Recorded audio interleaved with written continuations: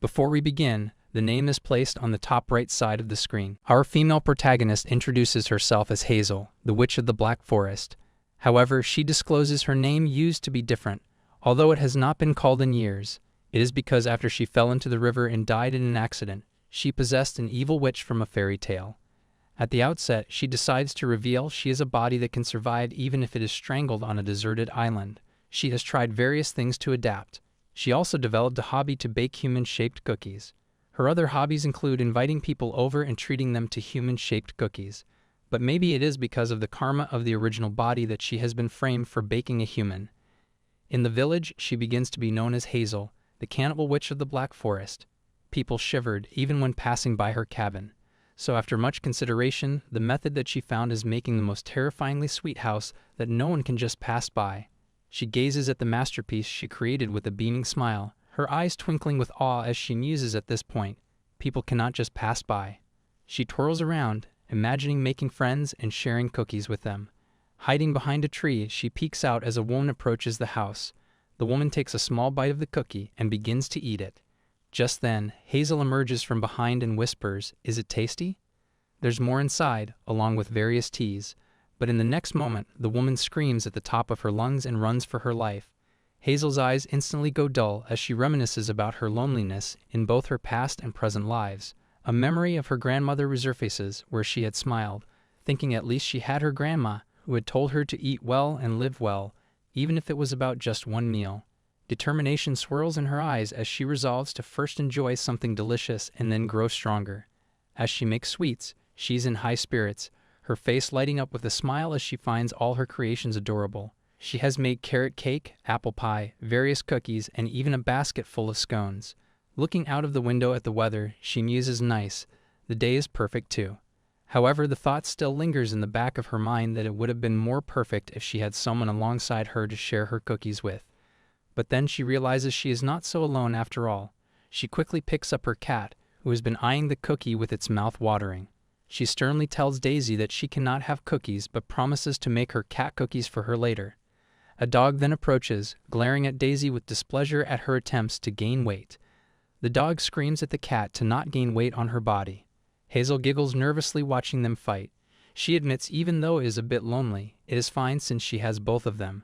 She also reveals they are also capable of magic like she is. Daisy is actually the soul of a dog inside a cat body, while Lurity is a cat who resides in a dog body. Moving souls is considered a forbidden magic. However, the original Hazel broke the taboo and conducted an experiment, causing both of their souls to transfer into each other's bodies. She admits she doesn't know much about the witch whose body she possesses. Furthermore, she is unaware of the plot or the story's details. All she knows is that the main protagonists are Hansel and Gretel. She wonders if she can find Hansel and Gretel. Will she hold the role as the evil witch that will capture and eat them? Rubbing her heart in frustration, she groans, but she is not a cannibal. The poor girl thinks to herself she doesn't even know the book's content. Cannot she just be a good witch? The voices of some kids break through her thoughts. She looks out the window and sees them eating sweets. The boy murmurs that it's so good he's about to cry, looking very emotional. Meanwhile, the girl snaps her hand over his mouth, telling him to be quiet, and glares at him, saying the evil witch lives here. Gazing at the children in shock, she wonders what if they are Hansel and Gretel. Blurred events from the original story start to emerge in her thoughts, creating a feeling that something big is going to happen. Our female protagonist struggles to keep up afloat in the river as she desperately pleads for help. She couldn't even swim properly, but still carelessly got into the river with no proper thought. Even though it was a stupid act, she could not find herself to regret it, since that kid got to return to her family, unlike her who had no one to go back to. However, that did not change the fact that she did not want to die yet. With a sudden jolt, her eyes snap open only to meet an unfamiliar ceiling. Her eyes look around in confusion, trying to recognize the surroundings. Her gaze falls on some candles and old books. However, a gasp escapes her lips when her gaze falls on a coin she had drawn. From the reflection in the coin, she sees that her eye color has changed, leaving her feeling confused. She follows the line of the mirror beside her, and her eyes meet her reflection. For a moment, she stares in shock, unable to move, before the coin slips from her grasp, and she covers her mouth in disbelief. She realizes she has descended to the world of the fairy tale book that she illustrated. During the day, she used to be a kindergarten teacher, But at night, she was a side illustrator. She read one of the comments that they wanted to change the witch illustrator because it was too scary. She was shocked and wondered how scary an illustrated fairy tale characters in an illustrated book could be. Later on the phone, she was baffled when she realized her illustrated character was indeed very scary. Since she was just drawing a witch character, she did not expect to get into her body. Moreover, she never thought she would meet fairy tale characters in real life. Back in the present, she looks at the kids with a beaming smile, thinking finally something new in the boring route. She rushes to the kids, who look as if they have seen a ghost. They both murmur "evil witch" in unison before fleeing in terror. With a flick of her finger, she uses her magic to pull them back and grab them. She finds it amusing that they immediately called her an evil witch the moment they saw her. She sets them on the ground. She only sets them down when she enters her house. The older sister immediately shields her brother behind her back and demands she to let them go, while the little boy hiccups, not wanting her to eat him and insisting he's not very tasty. She appears baffled. Then her gaze lands on the cookie clutched in his hand tightly, as if it is very important even in a life-and-death situation. Clearing her throat, she states anyway, whatever, and teaches them if they eat from her house they should at least greet her and thank her. But the little girl exclaims she is not even thankful a bit, and that people said that bad witch should have been punished. Our female protagonist rolls her eyes and murmurs under her breath, "That is right, which means bad kids should also be punished." She is quick to deny the accusation of being a bad kid. However, Hazel glares at them with cold eyes, asking her if she means she doesn't regret it. She picks up a fork with deliberate, slow movements, building suspense as she murmurs, "Then they should be punished." The children look utterly terrified.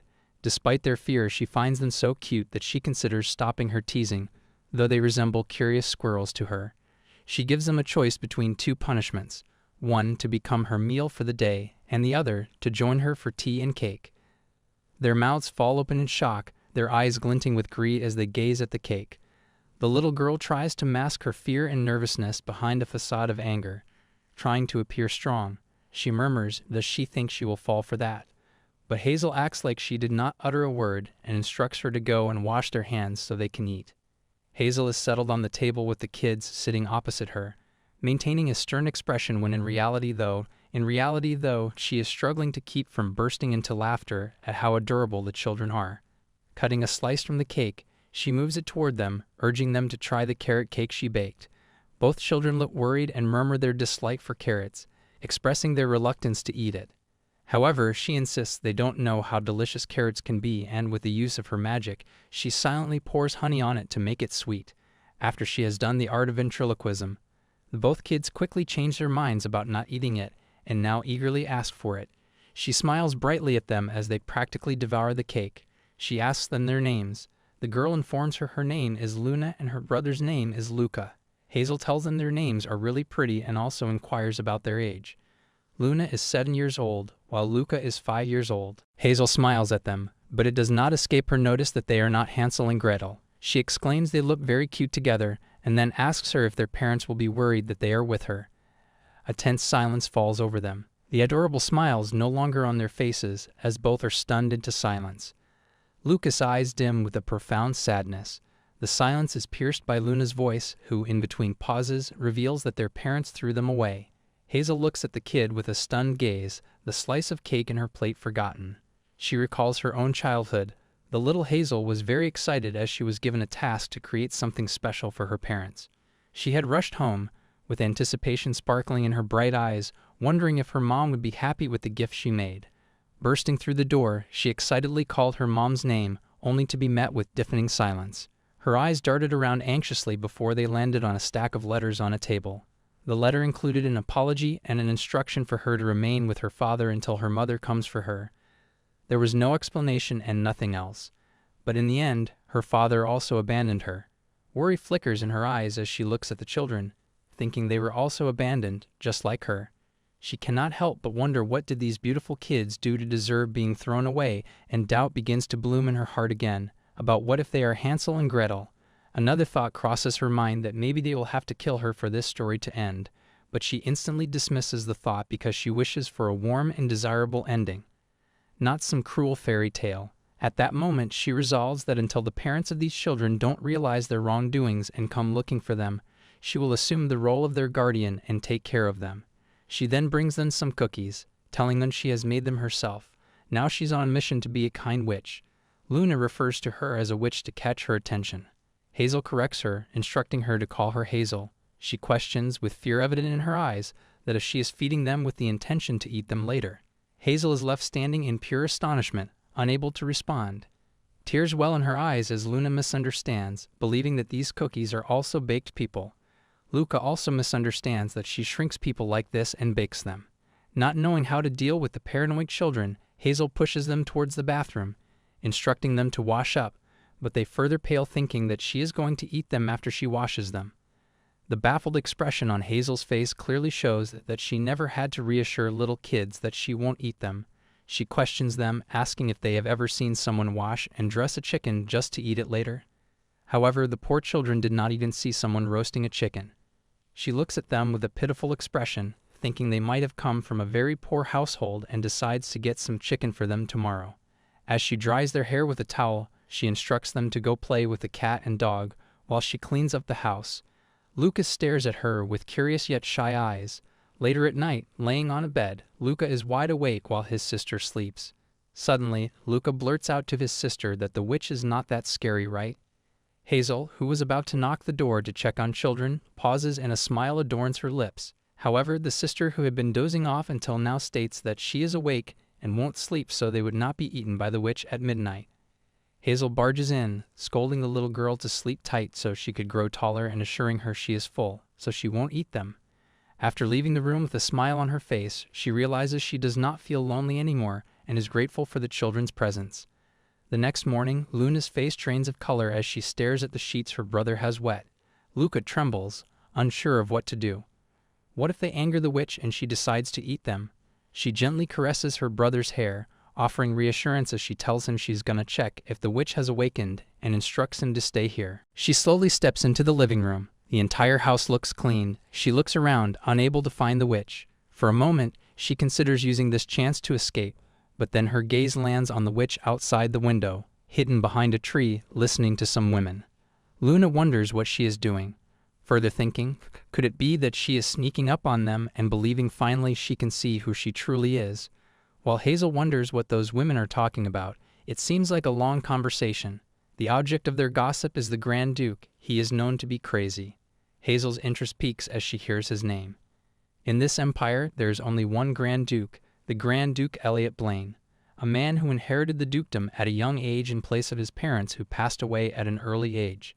The Duke, thanks to his outstanding abilities, is thriving without suffering any damage to his reputation because of his notorious ways. Lost in her thoughts, Hazel does not notice when the women spot her. She jumps in shock as they scream "Evil Witch" at the top of their lungs, fleeting in terror. Desperately, Hazel tries to stop them, calling after them, ready to give an explanation, just wanting them to listen to her story. Luna watches the entire scene unfold with sadness in her eyes. Hazel halts abruptly when she hears someone call her name. She turns around to see Luna, who looks as though she has gathered all her courage to come forward. With a trembling voice, Luna explains that Luca made a mistake on the bed and that she needs Hazel's help. It is clear in the little girl's eyes that it took her a lot of courage to approach Hazel for help and give her a chance by trusting her not to hurt them. Luca's eyes are filled with tears as he apologizes with an adorable frown that although she saved him and let him sleep here, he peed in the bed. Hazel glances at him nervously, wondering why is he scared so much, and if he used to get scolded a lot for it. Caressing his hair tenderly, she teases him that last night a fairy water made a pool on the bed. Crouching in front of him, she asks him if he got nervous because he has slept in a new crouching in front of him. She asks him if he got nervous because he has slept in a new place. Avoiding her eyes, he murmurs it is because Lulu is not here. At her confused expression, he explains Lulu is his rabbit, and he wishes to see him. However, Luna points out that he still peed when there was Lulu. She clarifies to Hazel that it is his doll that he left back at home. Hazel asks for the location of their house as she resolves to bring it. Lucas' eyes light up at the thought of getting his rabbit back, but before he can blurt out the location, his sister covers his mouth and states they do not have a house. Hazel looks at the child with confusion and repeats they do not have a house, to which she explains the house has burned down to ashes. And if not, then why would they have been here? She realizes something is suspicious, but decides to let it go for now. Later, while she's drying the sheets, Luca looks up at her and asks her if she's not angry, and is not going to eat them. She replies if they go to the forest to gather and pick all the mushrooms, she won't eat him. However, his face falls at the mention of mushrooms because they taste too bad.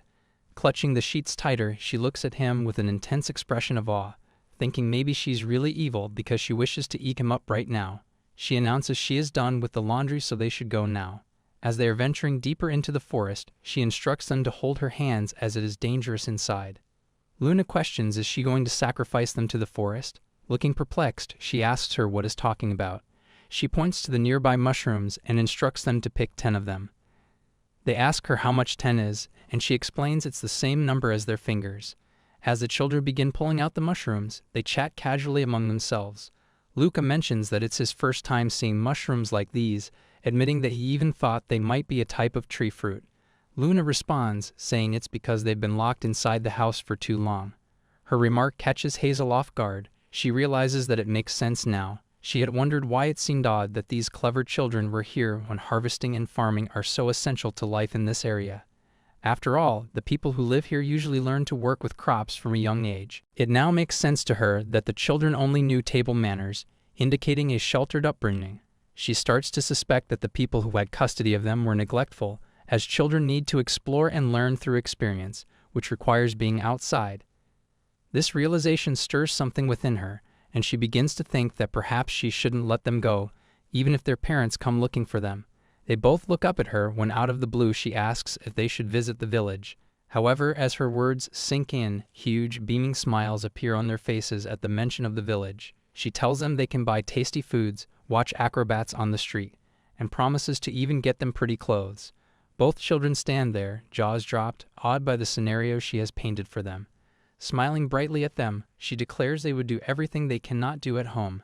Out of the blue, Luca reveals it would have been so good if older brother was also there with them, catching her off guard. Luna quickly and aggressively whispers in his ear, asking why he's talking about something like that. What if she decides to take them back home? Hazel realizes, just as she guessed, the burnt house was a lie. Luca, pouting, states, but he really misses him. Luna points out why they should miss the people who threw them away. Hazel eyes dim listening to their conversation. She cannot help but worry about their conditions while living with their parents. To her, these abandoned children are the saddest thing in the world. She resolves to give all her attention to the kids at the moment. At the market, she questions them. Where do they want to go first? Suggesting if they should go buy clothes first.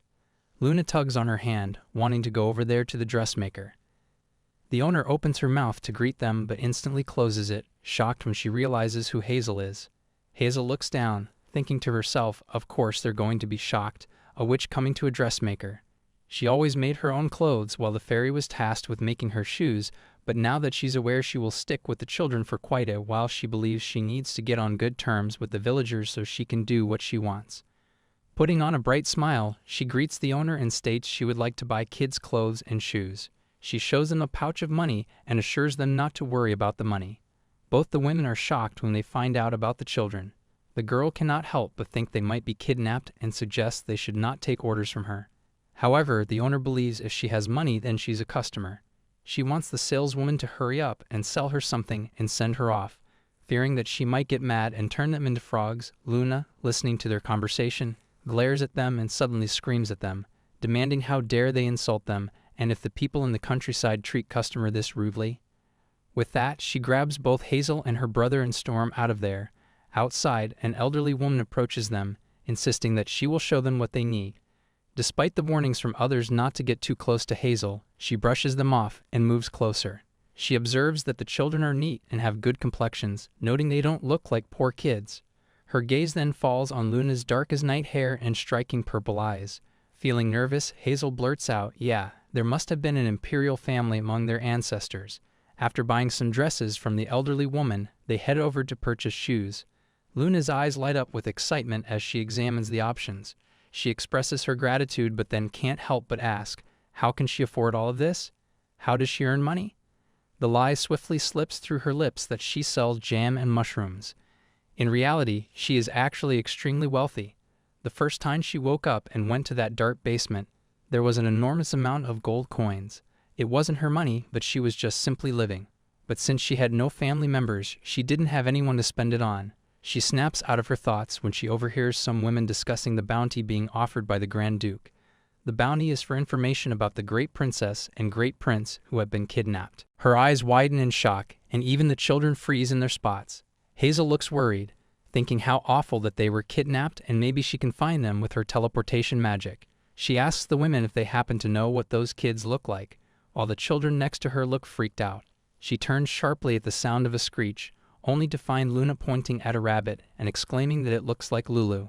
Hazel smiles and exclaims that it is great and asks for Lucas' opinion about it. However, the child frowns and states there's only one Lulu and the rabbit isn't him. Nervously, she glances around, only to realize that Luna is no longer in her spot. Alarmed, she calls out Luna's name and begins rushing around, worried that Luna might have been kidnapped just like the princess. However, she abruptly halts in her tracks when she spots Luna nearby, pulling down some posters from the wall. Luna stares anxiously at Hazel, her legs shaking uncontrollably. Just as her gaze falls on a wanted poster, Luna suddenly tears it, making her question why she did that. Luna lies that she wanted to draw a picture, but she could not find any paper. She gently scolds her for not telling her and instructs her to make sure to tell her next time. She grabs both of their hands and announces they are going to buy paper and some crayons. On her way, she hears several people talking about the issue. She thinks to herself everywhere she goes it is all about the Grand Duke and wonders if it is his children that are kidnapped. Also thinking if the rumors about him going mad were about this, she believes if he got married, it would not be long ago. The kids must be very young. How unfortunate. Suddenly, she claims she wishes to see him with heart in her eyes, making the kids confused. She has heard that the Grand Prince is famous for being handsome. She wishes to witness how he would look with an angry expression on his face. His looks are described as having silver hair, as if a fairy had carefully blocked each strand of moonlight and draped it over. Eyes like amethyst, as if pure gemstones were masterfully set into him. It is heard even the greatest sculptures of the time cannot capture his beauty. On the other hand, the Grand Duke gazes at the picture of Luca hanging on the wall, tenderly caressing it. He holds Lulu in his hand, wondering how Luca is coping without the toy, as he has nightmares when it's not there. He reflects that if anything were to happen to Luna and Luca, he wouldn't be able to underscore, but before he can finish his thought, the door bursts open and a knight exclaims that they have received a report. At a dressmaker's shop in the village near the edge of the Black Forest, there are children who look exactly like the prince and princess, and they are even being called by their real names. He also informs him they are with the witch. Meanwhile, Hazel stretches her arms above her head, reflecting on how fun today was and looking forward to cooking with what they bought. She also decides she wants to draw pictures with Luna and Luca. She thinks about how time used to crawl by, but now it races past. Suddenly, she flinches as the door swings open and Luca steps out. He climbs onto her lap, and she questions why is he awake. Luca responds he was scared. She drapes a blanket on his curled figure on her lap and reminds him Luna is here with him and tells him to sleep. Luna appears from behind and states that she isn't asleep either, climbing onto the couch while muttering about how unrefined it is to sleep on the couch like that. Hazel smiles at her, brushing her hair affectionately, and acknowledges how hard it must be for her to take care of her younger sibling. She admits that if she were in Luna's position, with no house to shield them from the wind and rain, no food to eat, and no adults to protect her, she would have cried and given up right away. Luna suddenly gazes down, murmuring that the outside world is scarier than she thought. Hazel pulls her into her lap, praising her for making it all the way here. She reassures Luna that she can leave the adult tasks to her from now on. She can just be a 7-year-old. Just as Luna is about to fall asleep, she murmurs Hazel's name and asks if they can stay together forever. Hazel is startled by the sudden request but replies gently, of course. She thinks about how she wishes to keep living like this together with both of them. She silently prays to God, asking to let them continue living happily, just the three of them, and hopes that the children's father will never come looking for them. But it's too late. The Grand Duke is already outside her house. The next day she wakes up and stretches her arms, feeling her body stiff from sleep. She looks surprised when there's a knock on the door. Cautiously opening it, she's pushed back as the door swings open violently, revealing the Grand Duke with a sword pointed at her. He declares that she is accused of kidnapping. Just then, both children appear behind her, and she worries, believing it's not good for them to see her like this. With a nervous giggle, she asks if he's the father of the kidnapped children, assuring him there must be some misunderstanding. However, from behind him, Luna screams that it's not true. The knights instantly approach, referring to Luna and Luca as the prince and princess, leaving her utterly baffled while the Duke's piercing gaze remains fixed on her. It then dawns on her that he is the Grand Duke. The realization sinks in, and she thinks to herself, no wonder she thought he was so handsome, but then she shakes her head, reminding herself that now is not the time to think about such things and shift her focus to the fact that Luna and Luca were the children of the Grand Duke who were missing. Now it is clear to her why they were so sheltered and unaware of the outside life. Because they have been aristocrats all this time, she deadpans, oh then she got herself into a big mess. Suddenly, both children grab onto the Grand Duke's legs, startling him as they declare that if he executes Hazel, they will starve for the rest of their lives. He replies that in that case he will exile her. They quickly counter that if he does that, they won't eat carrots for the rest of their life. This leaves him confused as they never ate carrots to begin with. He reminds them they do not eat it, to which they say they eat whatever Hazel makes for them. He turns to ice in shock, completely taken aback by their unexpected declaration. He shifts his focus to Hazel, demanding to know what she has done with his siblings. Lifting her chin with the tip of his sword, he leans in closer, his presence intimidating her. She murmurs what he means. She just fixed their picky eating habit.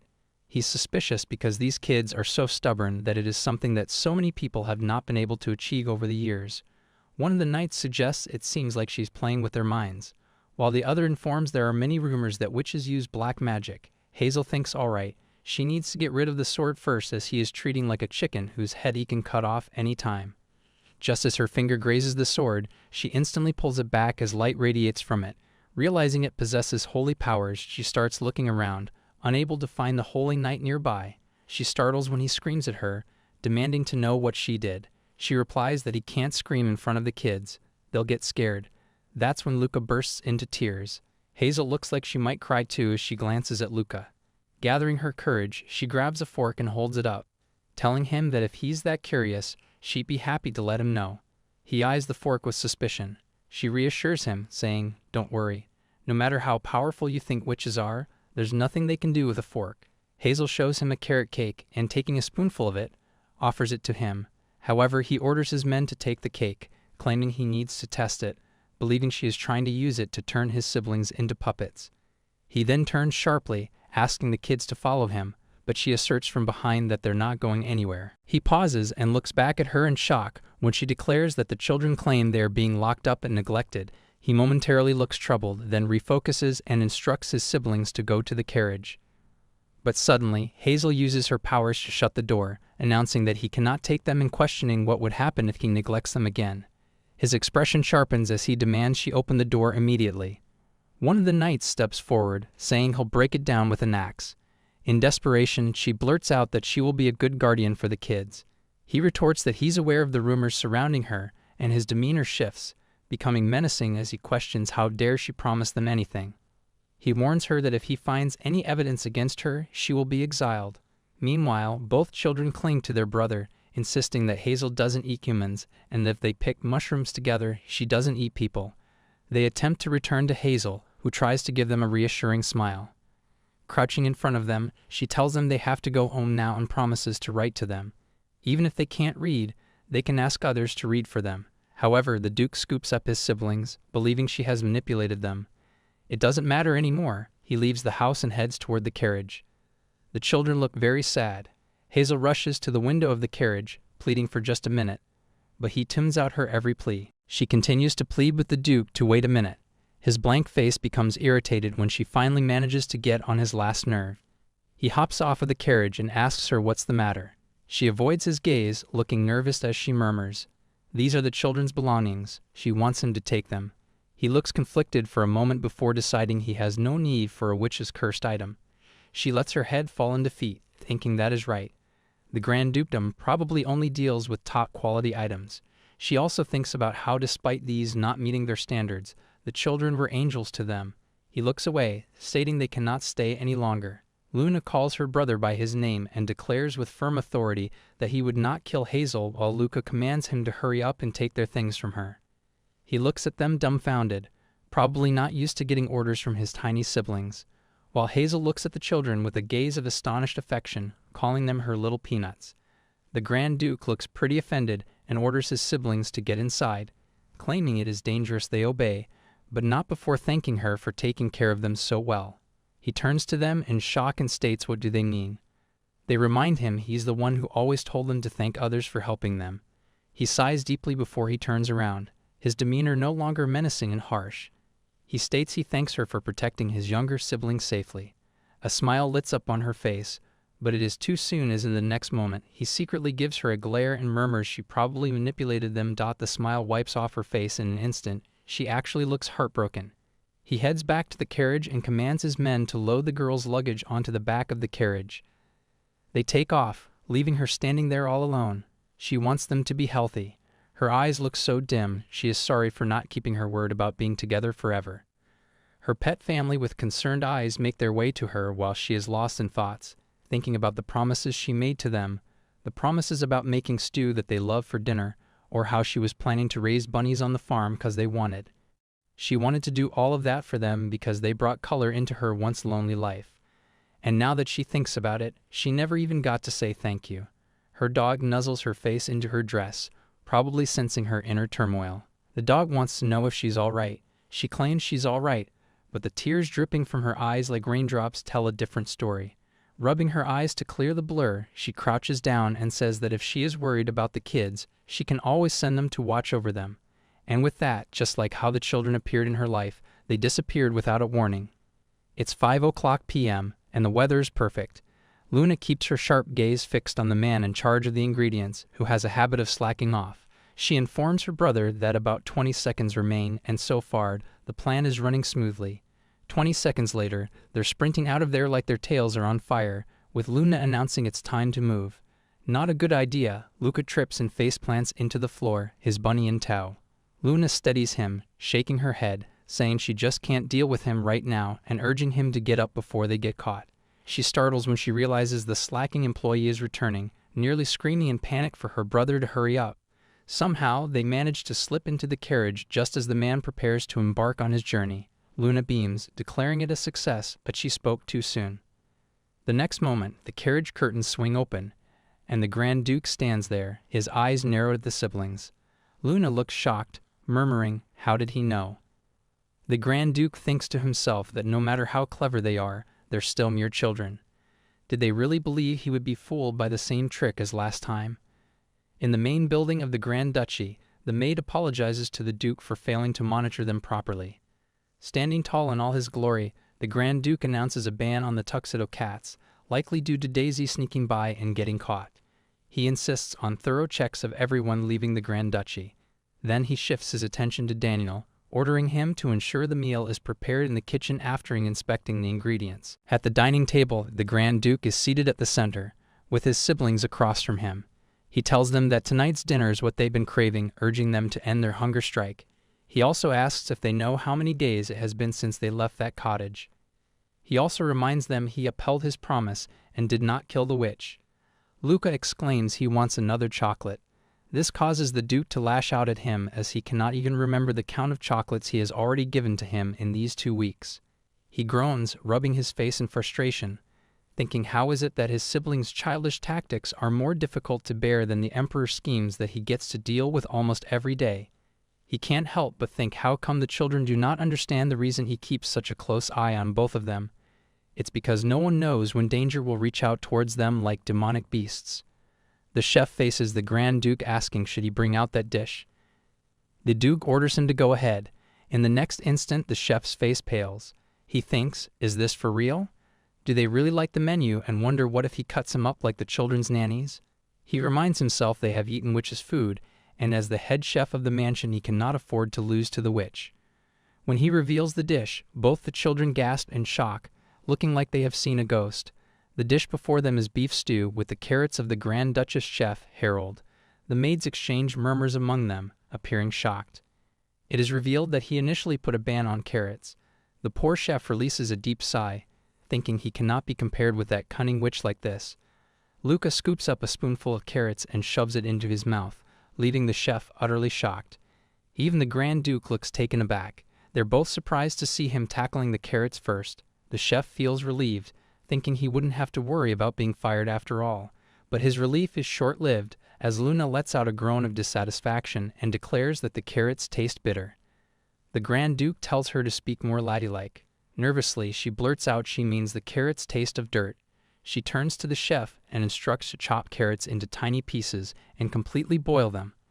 Luca hesitantly adds he wishes to eat Hazel's carrot cake.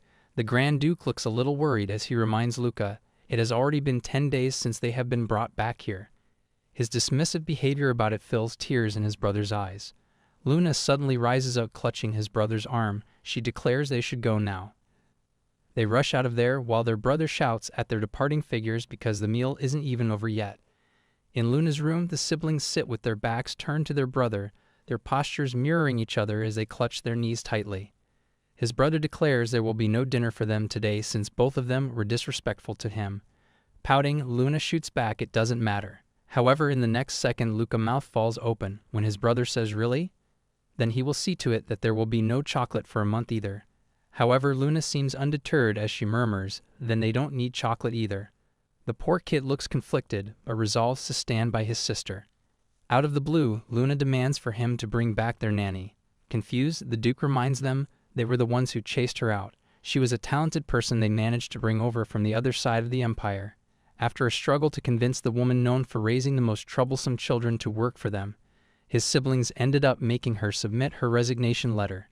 Luna wails she was talking about Hazel, not that nanny. For the first time, their brother seems actually perplexed as he murmurs almost to himself, just what did she do to them? He remembers how they've always acted like nannies were their lifelong enemies. Suddenly, Luca pats himself in the back and states she patted his back like this. The Duke is confused for a moment and wonders if she hit them. Luna is quick to shut that line of thought and declares Hazel does not nag at them like he does either. The Duke is a little hurt that she is comparing that evil witch with her own brother. He points out she lured them with her sweet candy house. Luna snaps at him, warning him not to talk about Hazel like that.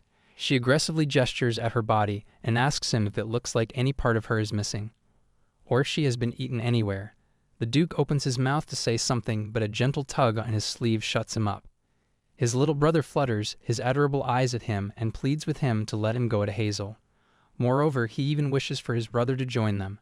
Shutting his eyes, the Duke insists, no, followed by a definitive absolutely not. Luna points out it has always been a no. When has he ever allowed them to do what they wished for? Just then, there's a knock on the door, followed by Daniel's request to get inside. The Duke does not reply at first. The reality of never being able to anything he wanted either begins to settle in his mind. He breaks out of his trance when Daniel informs a letter has arrived from His Majesty the Emperor. He replies he would be there right away. As he turns to leave, he halts when Luna's voice cuts through the air, screaming for him to go away as he did last time. He realizes she is referring to the expedition he went on last time. However, he wants them to know he thought of them the entire time he was gone. On his way back, he cannot help but think about his parents. He is already aware that he is the eldest and the only adult, and as the head of the family, he is the only one who can protect those children. But no matter how much he tries to become a righteous man, sometimes the burden is just too much. On the other hand, Hazel stands by the window, watching the rain pour down. Feeling the weight of loneliness, she shifts her attention back to her pets and says, "It's pouring today too." Suddenly, the cat leaps into her arms, asking, "When are the little ones coming back?" Hazel reminds her she pretended to be annoyed all along, but turns out she got attached to them too. Her eyes look hauntingly sad as she realizes attachment is truly scary. She confesses she sent Daisy to the Grand Duchy a few days prior. The inside of the Grand Duchy was spacious and filled with food too.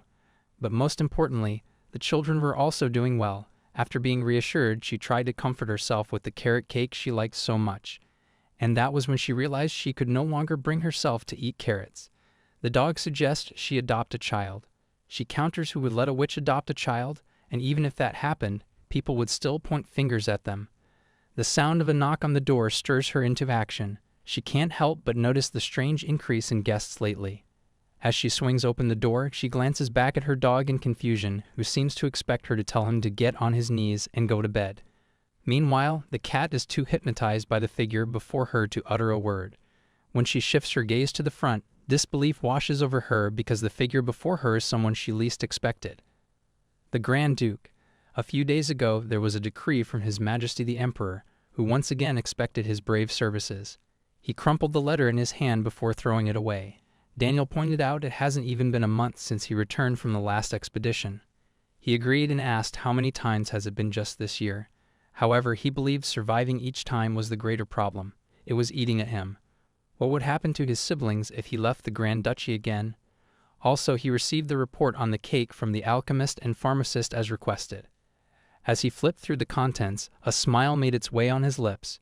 He was relieved it was just an ordinary, delicious cake and wasn't harmful to the children. It was a relief, he repeated again. However, he wondered, was it really just a cake? Daniel believed that wasn't the case.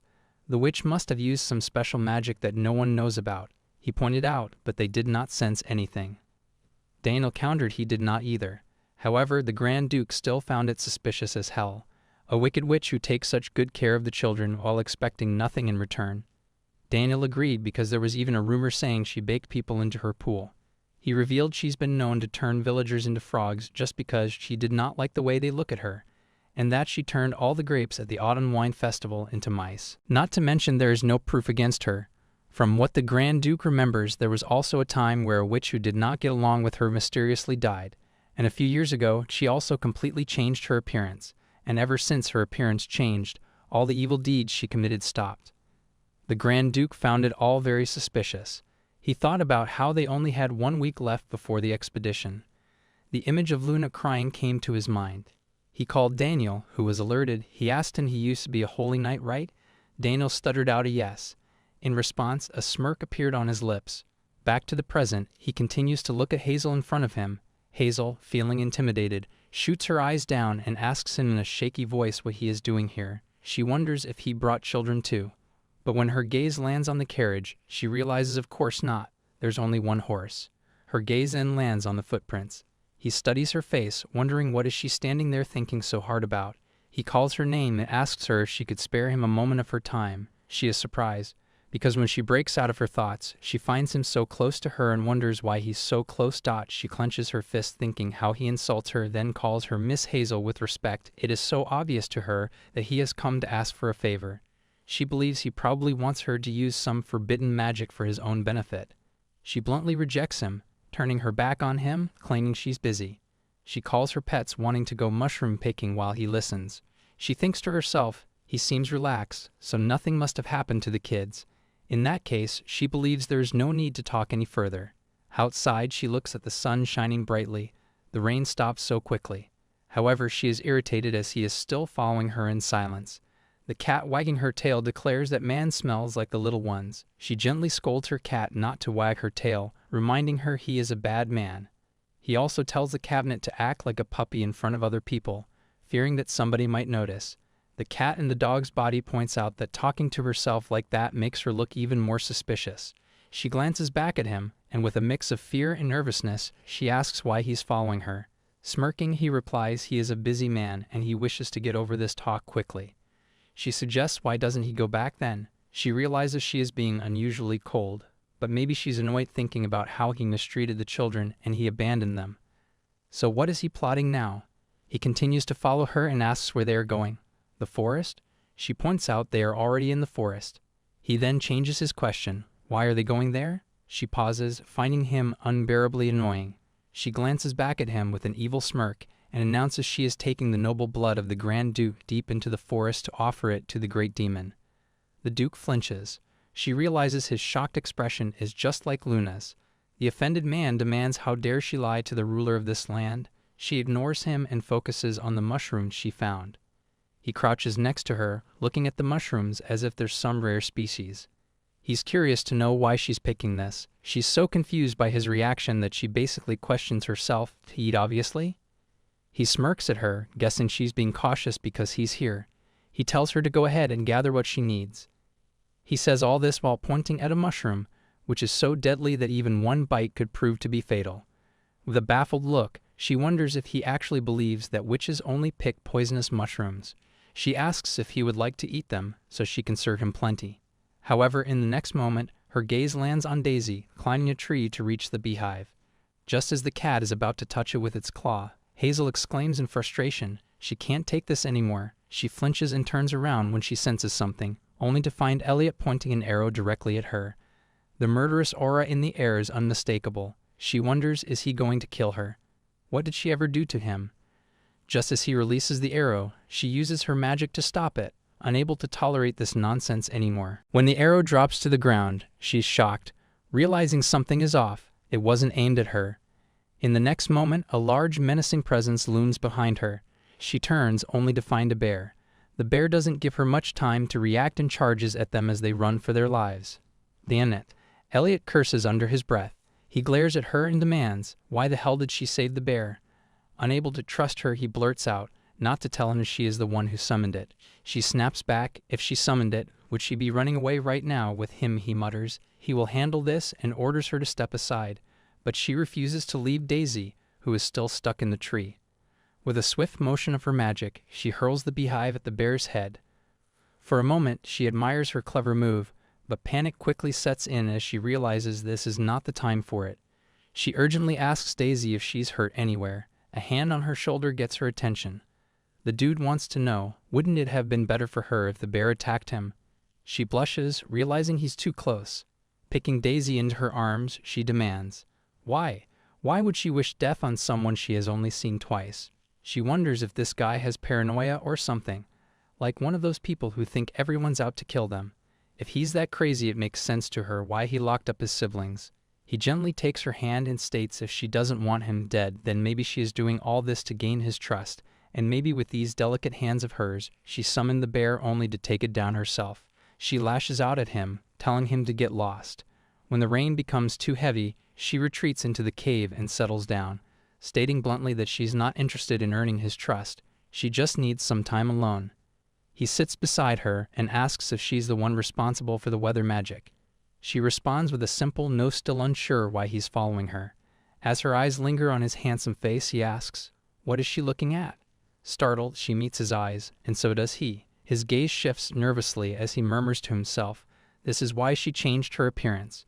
Confused, she asks, what did he say? Now that Hazel thinks about it, Daisy and Lady did say the witch's appearance suddenly changed.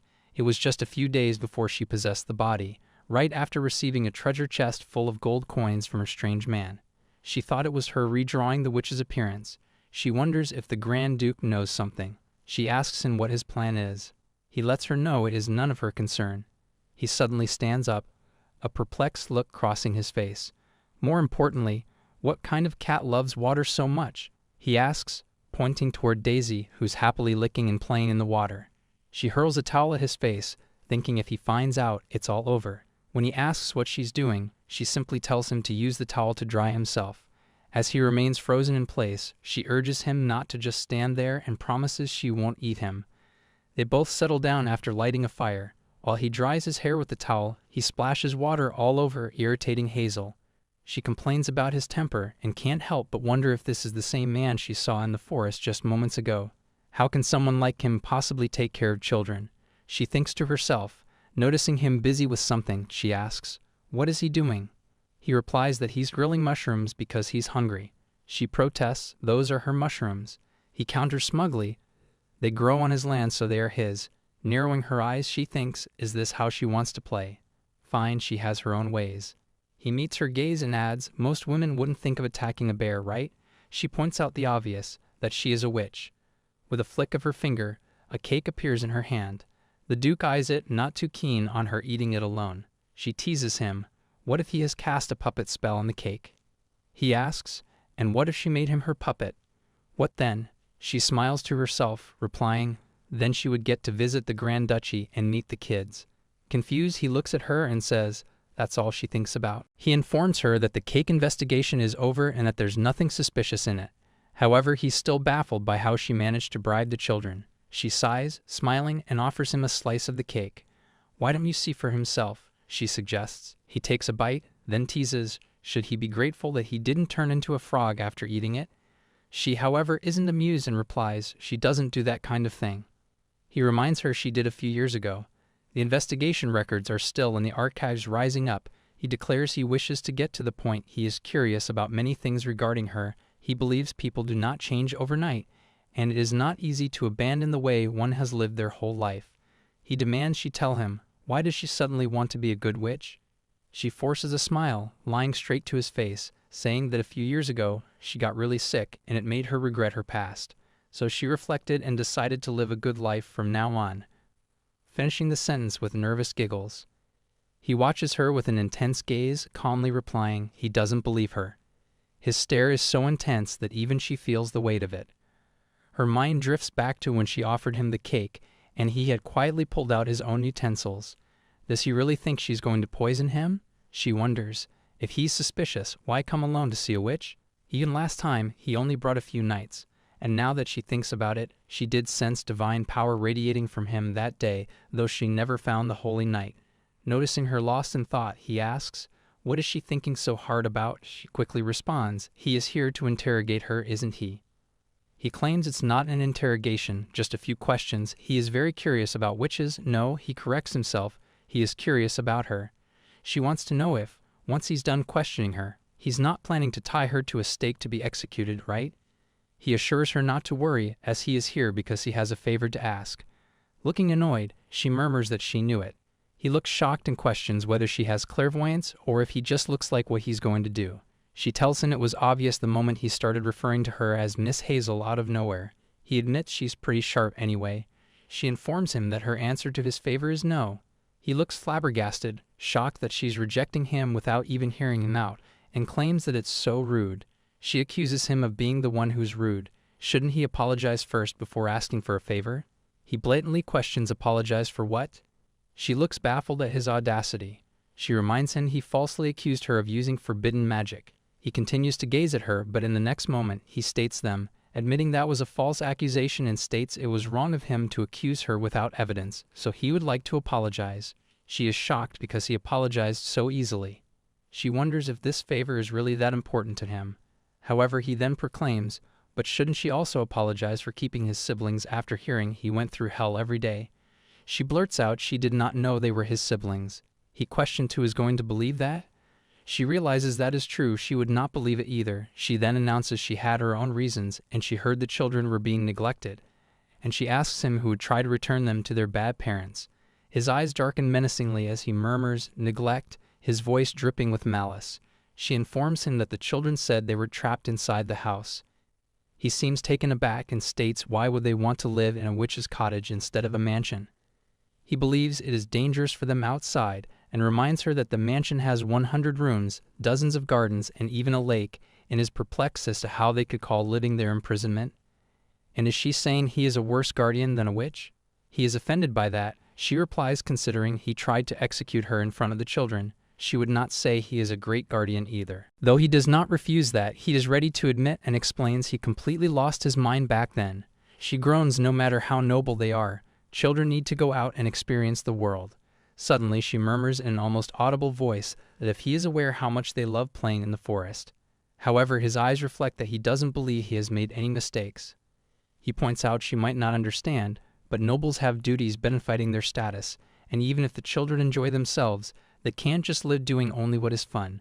She agrees that might be true for adults, but is it necessary to set a strict limit for children? She believes they need to have a variety of experiences when they are young. She points out, just like him who as a noble knows a lot about mushrooms, right? But the same could not be said for his siblings because they couldn't tell the difference and almost ate poisonous ones. Amusement dances in his eyes as he rests his chin on his palm and murmurs, "It seems like she has raised children before." However, suddenly a sense of sadness settles around Hazel. She does not hesitate to confess yes, she did.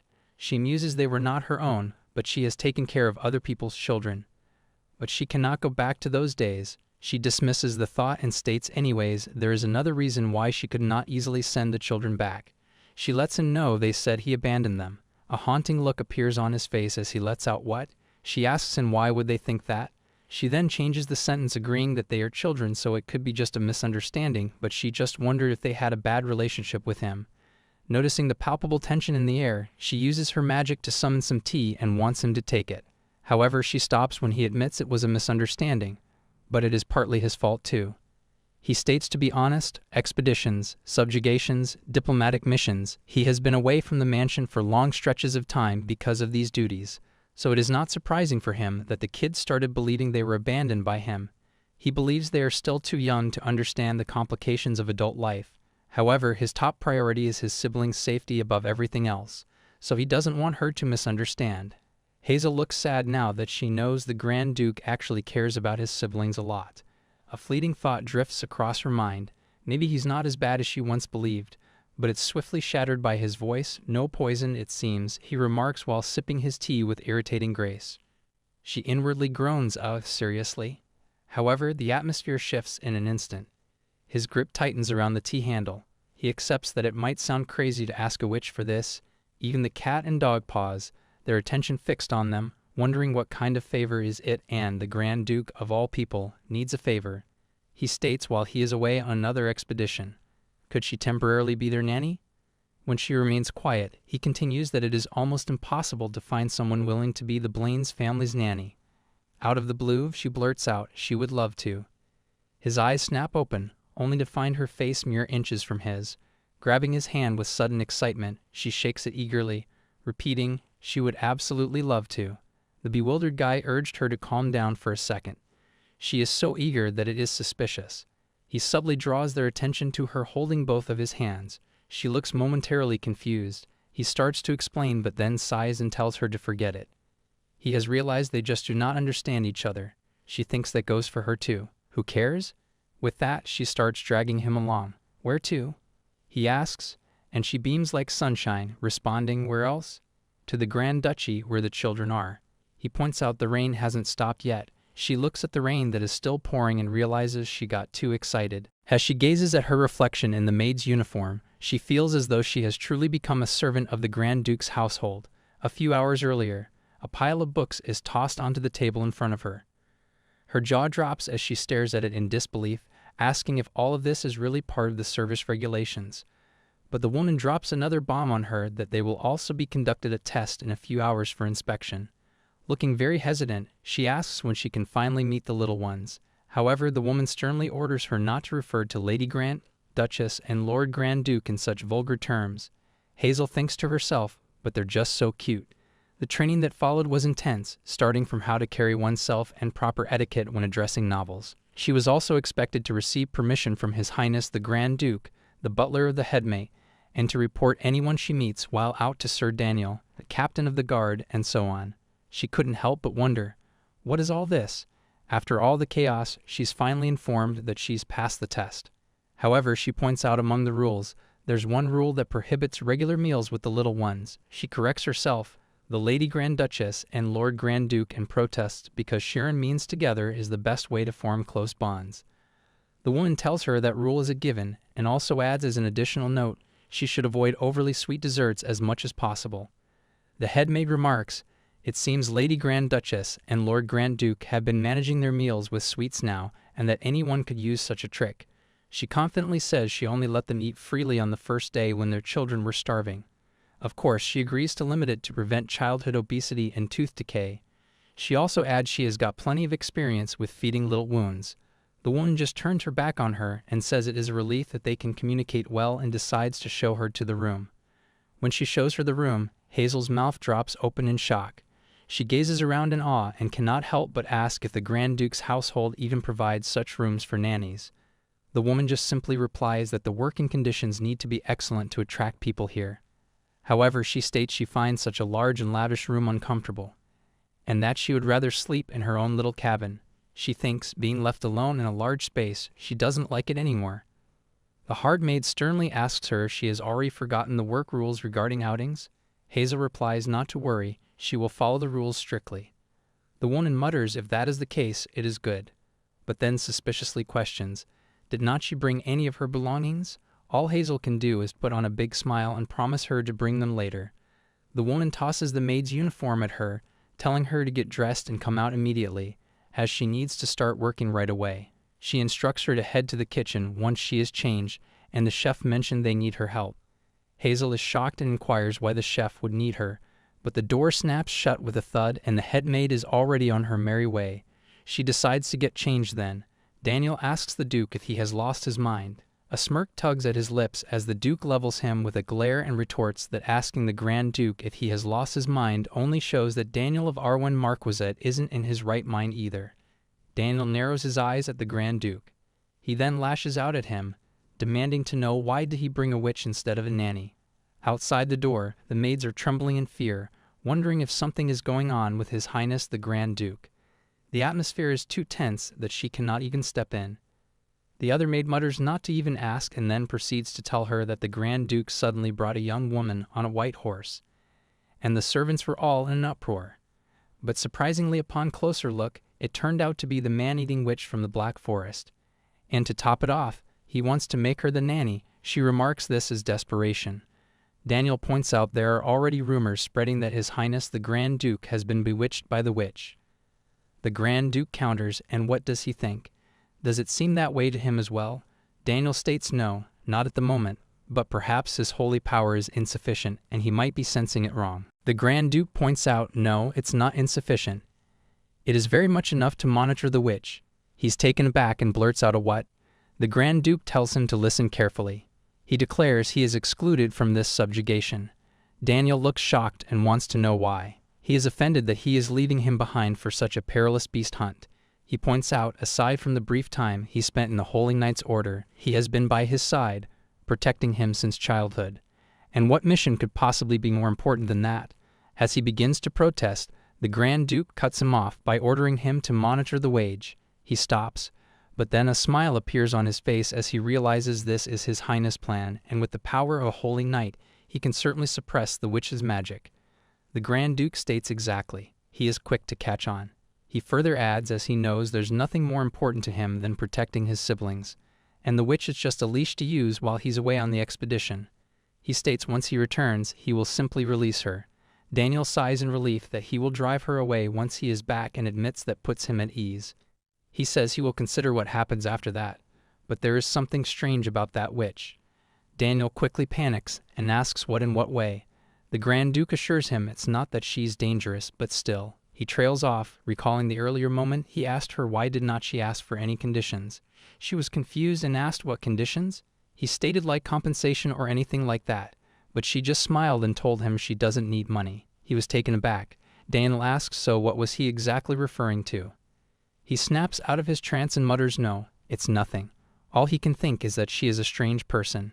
Meanwhile, Hazel is searching for the kitchen but doesn't know the way. She ends up outside the Grand Duke's study and wonders if it's nearby. Suddenly, her eyes sharpen and she turns to someone, asking, "Who are they?" She gasps when she finds Daniel standing in front of her. She asks him again, "Who is he?" Then it dawns on her he's the one who took her carrot cake. He asks did not anyone tell her not to wander around the Grand Duke's residence carelessly? She replies yes, she is aware. But she was called by the head chef, and she didn't get any guidance. Sighing in exasperation, he decides to guide her. She thanks him but wants to know what the knight's name is. He states Daniel. He is the captain of the guards and the vice commander of Blaine Knights. She states oh, it seems like he has worked with His Highness for a long time, hasn't he? He looks offended and tells her to call him Sir Daniel. He is not someone that she can casually address. He states he has served the Grand Duke longer and closer than anyone else, so it would be wise not to think of doing anything foolish. He is not her knight. She pouts thinking he's so cold, but then she smiles, thinking he still seems like a loyal and good person. He lets her know he will be watching her closely. She casually retorts, "Sure, go ahead." Looking so done with her, he pushes a door open and tells her this is the kitchen. She's confused as to why he seems annoyed. She is momentarily surprised by how huge the kitchen is. But then she tells herself with hundreds of people working at the Grand Duke's residence, it makes sense. Someone addresses her as the witch nanny. She thinks the rumors have already spread. A chef looks down at her and asks if that is the new nanny. Daniel states yes. He has heard he requested to meet the new nanny, Hazel. He says for the meal tonight, the Grand Duke asked about what the young prince and princess would like for dinner. She is shocked and wonders if he told him to ask her. She lets him know the young prince and princess are picky eaters, but if he mixes their favorite ingredients, like in beef stew, they will eat it all. He makes a face and mutters that commoners dish boiled in water beef stew. She states yes. He knows it well. She wonders what is wrong with him. Did she offend his pride by giving him a good tip? He points at the kitchen and states since she knows so well, why doesn't she go to that empty counter and make a dish? And that dinner starts in 20 minutes, so she has enough time. She nearly screams for 20 minutes in shock. Despite thinking it might bruise his pride, she still believes it's a good idea. With a casual flick of her finger, she declares she'll handle it. As everything starts coming together, everyone is left speechless, their eyes fixed on the scene as Daniel panicking, asks, "Wait, what? Where did she get this from?" She casually replies, "From home." He tells her she cannot bring external ingredients into the kitchen without inspection and asks if she didn't read the work manual. She counters it wasn't in the nanny manual. He states, well, that is true, but he looks confused, so she states how would she know? He just ends up telling her from now on she should make sure external ingredients go through inspection before entering the kitchen. She replies yes, she will. This time he inspects himself. Hazel realizes it is a reagent for poison testing and wonders if the Grand Duke residents have a wizard too. Because the reagents are supplied by the Wizards Guild, Daniel states at the Grand Duke's residence, both ingredients and reagents are only sourced from trusted suppliers. She blurts out, wow, that must be really expensive, and offers to bring some from her home. She has a lot if he wants it. He flatly says no need. After he's done with inspection, he declares there is no poison. She jumps saying, oh yes, awesome. After that, she decides to prepare dinner now. As everyone gathers for dinner, she watches from a distance, surprised to see the kids. She almost shouted. Looking at their faces, she wonders if they've really come to eat. The atmosphere feels tense. She is curious when they'll let her introduce herself, but then thinks if they realize she's here, they might stop eating and get distracted. Glancing at the food, she thinks it looks too fancy compared to her dish, which stands out in a bad way. Feeling dejected, she worries the Grand Duke will notice right away. But she's relieved to know they'll be saving that dish for last. Her eyes meet the Duke's, and he freezes, staring at her intensely. Realizing she's not supposed to be there, she tries to run away. Daniel asks what's wrong with her, and she wonders why he's staring at her like that. His gaze lands on her food, and she cannot help but think, if he's going to eat it, why is he measuring it out so carefully? Is he suddenly checking for poison? When he takes the first bite, his eyes widen. She thinks, see, it's delicious. Meanwhile, Daniel watches her with a concerned look, as if she's served them poison instead of food. In the next moment, Daniel attempts to step inside, eager to check the food with the reagent once more. However, she pulls him back, insisting that she just got overly excited for nothing. The Grand Duke then orders the maids to serve that dish to the young prince and princess, requesting a little extra for himself as well. She watches with bated breath as the kids prepare to taste her dish. They both take their first bites and immediately start asking for more. They're so cute, she thinks, beaming with pride. Luna then remarks, this is a satisfying meal after such a long time, directing her praise to the chef. The head chef, however, has his eyes closed and is looking to the side, as if he can't bear to meet her gaze. He reluctantly reveals that he did not actually prepare that dish. In response, she requests that this person be the one to cook her meals from now on. Meanwhile, Hazel peeks in from the doorway, noticing that the chef doesn't seem happy and wanting to apologize. She hadn't meant to take his job. The Grand Duke sits there, a smile on his face as he listens to their exchange. He turns to Luna, telling her not to talk with her mouth full, and then reminds Luca to chew with his mouth closed. However, Hazel feels a bit confused. What does the Grand Duke really think of her food, she wonders. Wouldn't he say something about it? However, she reminds herself she was prepared for this.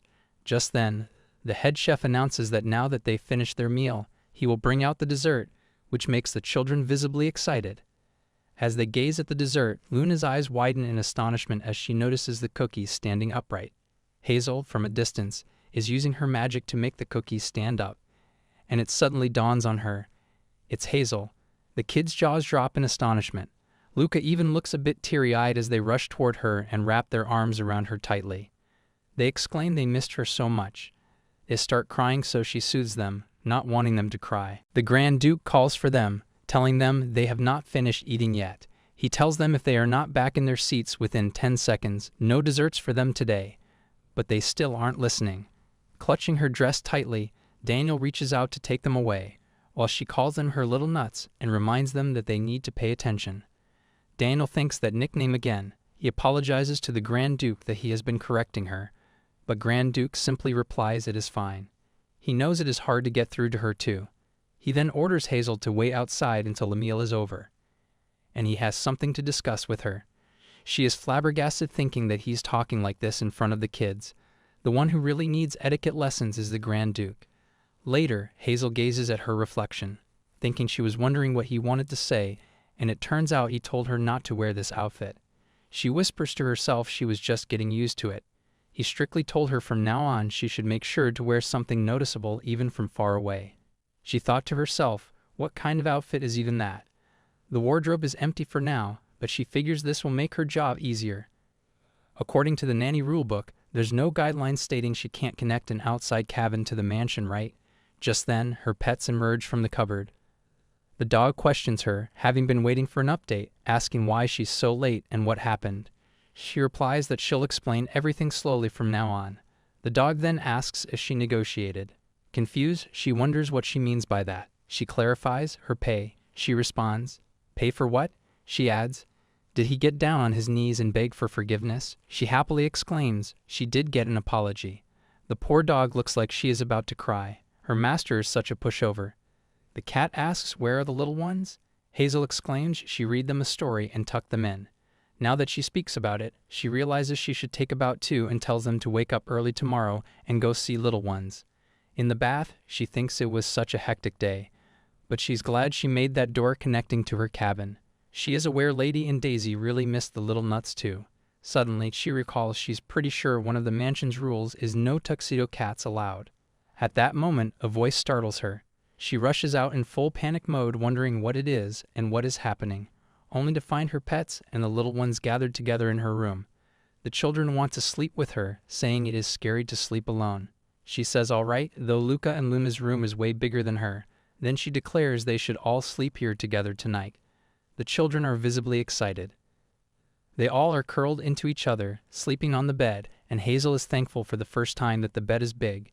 She states they are her little lady and her little lord, but the children do not want to be called that by her. They both hug her tightly, and Luca demands to be comforted by her because they felt hurt while she was gone. She then calls them her little nuts and apologizes to both of them. She gently caresses his hair, and Luna insists that her hair deserves some attention too. She admits to them she was going to come to them, but their brother wouldn't let her. However, she believes that was actually the right thing to do. Luna asks why. She points out that because it is dangerous, they could have ended up running into bad people, so they shouldn't ever think about running away again. They both promise they won't run away anymore. Luca adds now that Hazel lives with them in their house. Sadness crosses her face as she realizes they still don't know she's only here temporarily. And how should she tell them? She just tells them to go to bed early for now and she will make omelets tomorrow. With that, they all fall into a peaceful sleep. On the other hand, the head chef curses in frustration, glaring at the food. This is just a basic commoner recipe, he thinks, bewildered. But how can it have such a devilish flavor? Clenching his fist in anger, he becomes determined to uncover the secret behind it. Just then, Daniel rushes into the kitchen, apologizing for the late interruption. Instantly, the chef's demeanor shifts. He straightens up as if he wasn't just on the brink of an epic meltdown moments ago. He's worried about the kids and asks him they did not come here, right? The chef replies no, he has not seen them around here at all. He worries, thinking this is bad. Where could they have gone? He instantly orders to deploy more guards to the garden. The Duke stands amidst the chaos, completely still, but his eyes blaze with fury as he thinks about the witch, wondering how she could be so careless with the children. The next morning, he demands she explains herself as she stands there, looking like she wishes to bolt away. He asks her, with barely controlled violence shimmering underneath, that if she's aware how much chaos ensued when the maids found the kids' room empty at dawn, and if she has any idea how much of a mess it was. He states it is a good thing that he tracked them down before things got worse.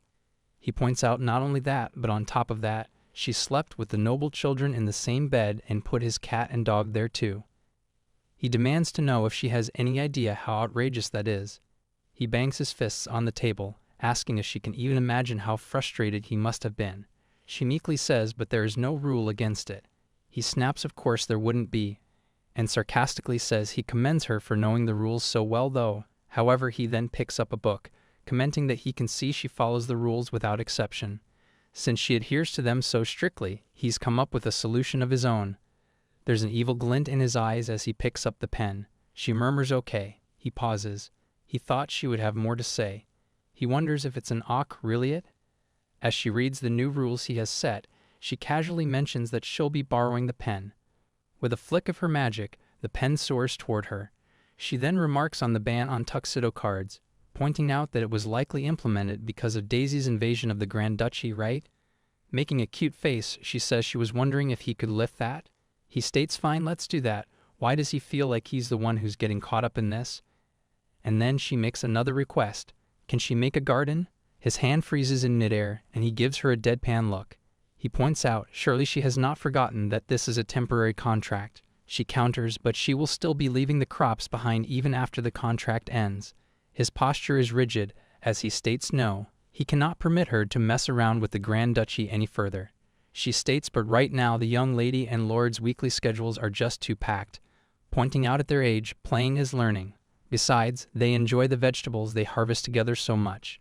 She also declares today she is planning on making an omelette with carrots she picked some time ago, and would he like some too? With serious looks, he replies yes. She beams at him and tells him to write a permission form then. His sighs finally relenting. She runs out of there after that. He then relaxes himself in his seat and takes a deep breath. He thinks what a strange woman. Now he sees why she's not burdened by Luna and Luca. She has a mix of Luna's fierceness and Luca's bright energy. He then thinks no, she has even more than those two, but then again, she follows rules and regulations without question. He wonders, is this actually the only way he can keep his younger siblings in check? On the other hand, Hazel greets Daniel, joined by Luca and Luna, as they all prepare for their farming tasks, equipped with hats and tools. Daniel looks like he wants to roll his eyes and asks, what is this? The young lord must go off to his stamina training lesson now. She states the thing is, how about they train his stamina through farming today? Since there's now a garden in the greenhouse, Daniel reminds her did not he only give her permission to make the garden? She cannot go there and request her to head over to the training hall. Both the children glare at him, looking like they would be ready to attack him with their tools if he did not stop blocking their way. He raises his hand in surrender and gives up. In exchange, he requests for them to follow their schedule. Later, the trio is planting broccoli. The farmer, who looks very nervous, is greeted by Hazel, who tells him she will be in his care for today. They all plant different things throughout the day. Daniel stands in a distance and watches them with a little bit of surprise and worry, commenting that noble children are doing field work. But of course, nothing escapes Hazel's ears. She glances at him and states, there's no such thing as useless knowledge, Sir Daniel. And through this, the children will grow to understand the lives of the manor's workers. She believes it is not an experience that can be learned by sitting around studying. Their conversation is interrupted when Luca shouts there is a worm, and they all freak out. After they are done for the day, she gazes at the work and exclaims they finished so early. Nailed it, she means how marvelous. Luca exclaims he already wants to eat broccoli with Hayes and Luna, and Lulu too. Hazel then realizes his toy has become so dirty. She asks herself why did she just leave it be? She should have cleaned it, and decides to clean it after they return to their rooms. She then gives them a pop quiz. Broccoli, potato, and green onions. She wants them to read out the names of the crops they planted today. The first name they pronounce correctly. Daniel steps in, asking them, what about the other one? Luca replies that it is onion. Danielle smiles at him and states, yeah, that's right. He immediately feels uneasy under the scrutinizing gaze of Hazel and Luna. Hazel then states it is a fun gardening activity that the kids enjoy along with a reading lesson, and asks for his opinion. He clears his throat before replying, well, it does not seem that bad. She then realizes the time and offers Daniel to try some of the sandwiches she packed. When Daniel gazes at it with a look of conflict, Luna asks him is he being picky with his food. Luca mumbles with a mouthful of food, declaring that it's delicious. He mutters fine, he will eat it. But when he takes the first bite, he groans in pleasure, thinking it is so delicious. She says, but she was just wondering he must be busy. So is it all right for him to follow them around like this? He retorts it's all thanks to someone. She realizes he looks like he is hiding something and wonders if he came here to avoid working with the Grand Duke. She tells him she's grateful to him for watching over the kids, but what if Grand Duke catches him and he gets in trouble?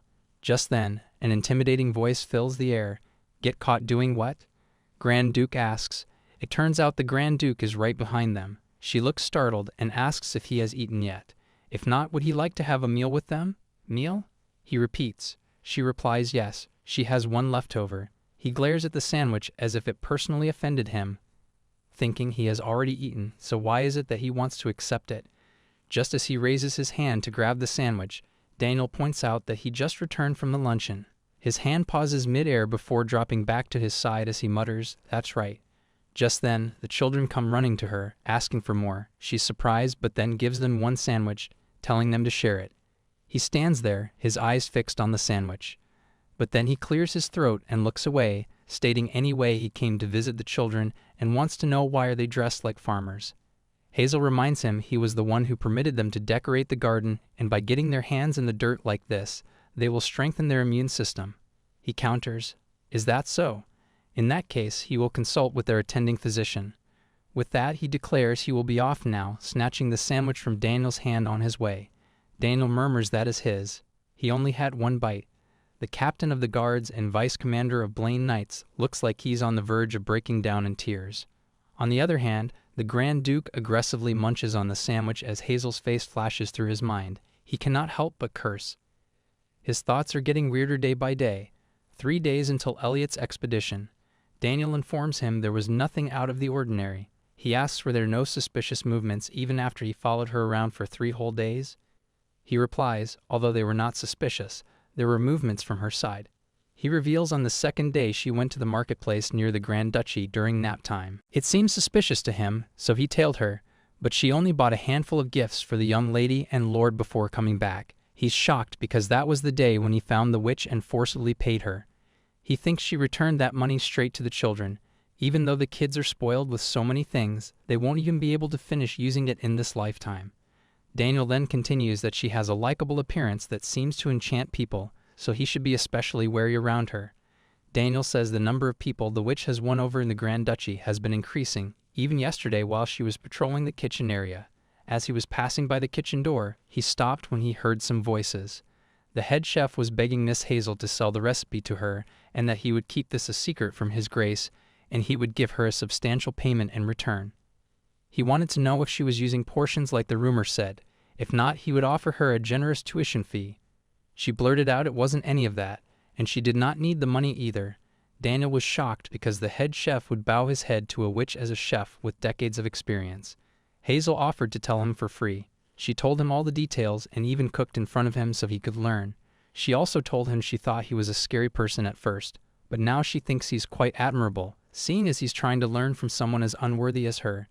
He said she was not unworthy at all, and he could also admit that he is quite admirable though. Daniel conveys all the story to him and states he even witnessed such sights. Elliot states, does he think he will start enjoying that witch's presence because of that? And that is the most laughable thing he has heard today. He thinks just thinking about her makes him freeze up. Also at the thought of that ham, cheese, and egg sandwich. He's never had much of an appetite, let alone pure gluttony. Her image flashes through his mind, but the next second she knocks on his door and enters hesitantly, making him think if he's hallucinating. When she sees Daniel there, she thinks he must be busy and excuses herself, but he stops her, saying the captain was just about to leave, and he thinks to himself, speak of the devil, and the devil comes. He asks her what brought her here.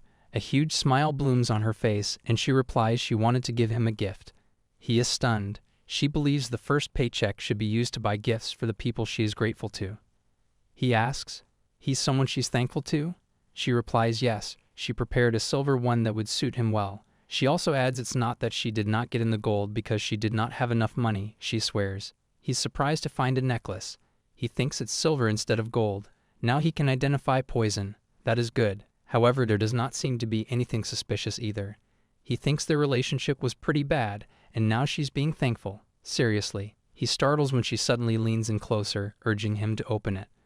With a bright smile, she promises he'll like it. He flinches as she moves even closer, attempting to show him how to open it. However, Daniel's earlier words echo in his mind about the growing number of people the witch has won over in the Grand Duchy. Suddenly, he lashes out, demanding to know what trick she's pulling, which causes her to jump in fright. Looking surprised, she replies that she was only trying to open it for him. He glares at her and thinks to himself, she definitely has a face that people would find likable, but that doesn't mean she can win over his favor. He sternly warns her to refrain from approaching him without any permission. She says with a sigh, oh yes, he is scared of her, right? And she will be careful from now on. He objects. It's not that he is scared. However, he trails off when his gaze lands on the necklace and on the picture of his siblings. He asks her if she drew this herself. She replies yes, she used to do illustrations. He sighs, saying well done. At first he thought she shrunk his siblings and put them inside the locket. Confused, she murmurs what is he even talking about? He continues to look at the picture as he remarks she really drew them exactly as they are. She says she thought he's probably going to miss them during the expedition. He thanks her for the thoughtful gift and says he will be able to hear the kids squawking on the expedition too. She then looks flustered as she admits actually this is a bride. He freezes in shock. She tells him she wanted to get along with him. He remembers Daniel's warning that she seems to be enchanting people, so he should be especially wary around her. He wonders if she is trying to enchant him with her kind-hearted words. She reminds him that the kids don't know that her contract will end once he comes back from the expedition. He points out if they knew, she would not be able to handle Luna. She fidgets with her fingers and says even so, they will be hurt once they find out later on because they believe she will be living here from now on. She adds in a whisper, well, she's not against it either. His eyes harden as he thinks so this was what she meant by getting along well. He tells her not to think about trying to use the children as a trick to prolong her contract. She blurts out it's not that, but he cuts her sharply off that not a word about this to the children, he's warning her. He then tells her he doesn't want any bribes from her and wants her to take it back. She freaks out and blurts out it was just a joke. She really gave that to him so he would be able to look at the kids. She quickly runs away, saying she'll go put them to sleep. He gazes down at the necklace once more, feeling it is bothersome. However, he firmly believes that people do not change overnight, so he cannot entrust the children to someone with a long history of crime, even if everything appears peaceful at the moment. Hazel tells the little ones that it is time to wash up and go to bed. They both become surprised, asking if that's true. Hazel notices Ruru, realizing she decided to wash her because she has gotten so dirty, and asks Luca if he wishes to take a bath with Ruru today. He responds no, stating that it has mom's smell, so he does not want to. She thinks that back in elementary school, 2nd grade, when her mom left, she filled the fridge with side dishes as if it were her last gift. She could not eat any of them before they went bad. Her grandma that came too late ended up throwing away the side dishes. Only then did she cry for the first time, asking her grandma to not do that. She decides to just give up on washing Ruru. She hugs the little ones as Luca asks her if she's crying. She is aware that these children are still at a young age, thinking how much they must miss their mom. She tells them if they want anything then they should tell her right away, thinking that she might be presumptuous, but she wants to love these children as much as their parents would. Luca has something that he wishes for and he tells it to her secretly. She mentions they will ask the Grand Duke tomorrow. The Grand Duke is sitting on the table for dinner. He seems pretty annoyed as he questions why isn't she here yet? Hazel Wright then appears with the kids and says hello to him. Luna seems sleepy as the Duke says working in the fields makes her sleepy even if she takes a nap. She responds it is not that, but because the Bible study class is incredibly boring. He responds even though the teacher from the papacy came despite being so busy. Hazel is getting the soup ready to serve as the Duke smells it, realizing this does not seem like a chef's soup. As when it is time to eat, he finds it delicious. He ponders the witch's cooking feels like a quiet, warm fireplace, melting the frozen body and mind on a cold winter day. Right then he's startled, as he questions why are these kids so quiet. He looks at them and notices they are staring at him. He is aware that normally they would be making smacking noises or dropping their spoon a few times. The moment he grabs his glass, they do too, to which he wonders if they are imitating him now. He wonders what in the world is going on. Right then, Hazel points at him to be quiet as he wonders, did she just tell him to shush? He wonders what is she up to, and thinks that he should try and see if they can imitate him eating Brussels sprouts too. Both Luca and Luna became shocked as they both cannot eat it. After thinking for a while, Luna takes a bite to which the Duke is totally shocked, not believing that she actually ate it. Luca also eats it after. Luna then mentions that she won. The Duke ponders that he cannot believe she won and wonders what are these kids doing. Hazel claps for them, mentioning that Luna and Luca are amazing. The dude gives her a side eye, to which she flinches. He goes to her and asks her what did she do, to which she responds it's a contest. He asks her what does she mean by that. She tells him it is a contest about who can imitate the Grand Duke better. He questions if he and his children are clowns. She tells him that is not what it is. She mentions that children usually learn by imitation. She thought it would be more effective to learn table manners by watching and imitating rather than teaching verbally. She also tells him moreover the Grand Duke table manners are so flawless that they make a good model, don't they? He agrees with her, stating that there is no better model than him, so he guesses it is fine.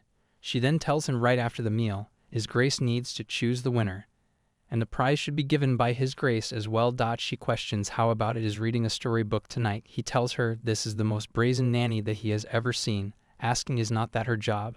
She mentions that he is leaving tomorrow, and she hoped he'd make good memories with the children before he goes. She asks him to please make sure to ask the children what they want. He tells her all right and sits back questioning if everyone has finished their meals. They'd both respond yes. He then asks if they should then decide the winner of tonight's dinner. He states that he liked how seriously both of them participated in the contest. He calls out to Luna first, telling her that today's excellent behavior of eating what she dislikes was a great example for the noble children of the Empire. And then he calls out to Lucas, telling him that his bravery in tasting things he dislikes without dropping his fork even once today was truly commendable. So since it is hard to distinguish between the participants today, they will inevitably declare both of them as winners. Both of them become really happy. Luna asks what about the price before she respectfully questions how they should commemorate the glory of victory. Hazel thinks that Luna is indeed sharp. The Duke tells them a price should be given and asks what does the Grand Duke and Duchess want. He also makes it clear that chocolate, sleeping in and skipping classes are not allowed. Luna asks Luca to tell her quickly. The Duke wonders if they decided on something already. Luca tells him what he wishes for, as his Duke wonders could it be that he found out about the witch's contract. The Duke is totally taken aback by his wish. He is totally shocked, finding it unbelievable as all they want as a reward is to play with them. Even more, it is not even something grand, just dropping some blankets over furniture. He wonders why Luca was so cautious when saying such a trivial thing. Luna tells him that he should play dungeon exploration now. He'll be the knight, and she will be the commander. Luca states he is going to be the witch. Luna tells Luca that he's a man, so he should be the wizard, even though Luca wishes to be a witch. Luna then starts attacking as they play the game. His Duke thinks to himself that it is humiliating to be like this in front of the nanny. But he is happy that Luca keeps coming to him. And Luna keeps putting herself on his back. He is aware it has been such a long time since he had a happy moment like this. The kids felt exhausted and fell asleep. And with a blanket as he thinks when they sleep they look like little angels. He thinks he needs to handle some work and get some rest before heading out on the expedition. Hazel calls out to him from behind, telling him that the children's wishes are not that much right. He mentions. To be honest, he was surprised. He thought they would not enjoy spending time with him anymore, she tells them, but they really do like spending time with him. They just understand how busy he is, so they hold back. She also tells him today while he was playing with them, they kept glancing at the door and the clock. They also notice he was checking the time immediately. She questions if he knows they were watching him closely.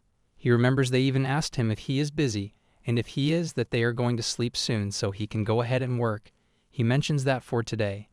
He wanted to be a good older brother to the kids. Hazel questions if he has ever asked them what they want to do. He responds that she cannot just let them do whatever they want. He has to raise them properly. She mentions that children need to grow up properly. That is right, but they also need to be loved. He calls out to her and tells her there is no one in this world who loves those children more than he does. He also mentions he does not understand why he needs to defend himself to a mere nanny who has only been here a short while. She tells him she has a marvelous piece of work that she thinks would be perfect for the children's playroom. She questions if he would like to buy it. He is confused as he questions why is she bringing that up suddenly, stating that it is absurd, but then tells her to show it to him, and then he'll decide. She questions, can he see it? It is in her head. He is totally dumbfounded as he asks her what is she talking about. He heard she used to be an old woman asking if she's going senile now. She's calling something as a masterpiece without even drawing it. She tells him some people also insist on love without expressing it. She steps towards him and tells him when he returns, she hopes he will make sure to include time in His Highness' busy schedule to spend it with the children. During that time, he should forget about work and be solely a brother and guardian to the children. She opens his locket and tells him she would like to cast a luck spell for him, but she knows he would not like it. She hopes he returns safely under the protection of the gods. He remains silent after a while. It is the night time. As she is coming down the stairs, she ponders that she is relieved to have said everything she wanted to say. It is a relief that the Duke took it seriously.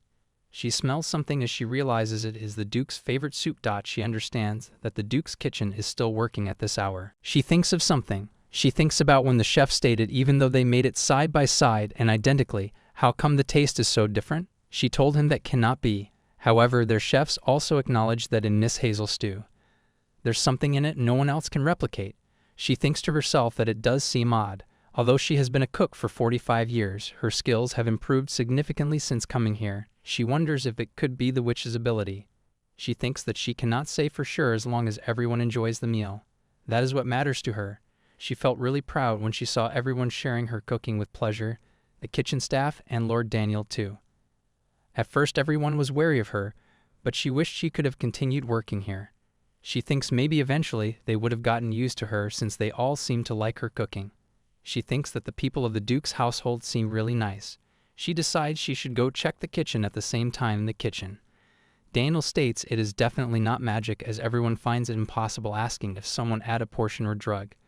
The chef asks everyone to be quiet, stating that he watched the cooking process without taking his eyes off it for a moment. He tells Danielle that His Highness the Duke is preparing for his departure tomorrow. If there's anything harmful in the food, he's worried about the safety of everyone. Daniel is aware that magic usually leaves a trace, like a fingerprint.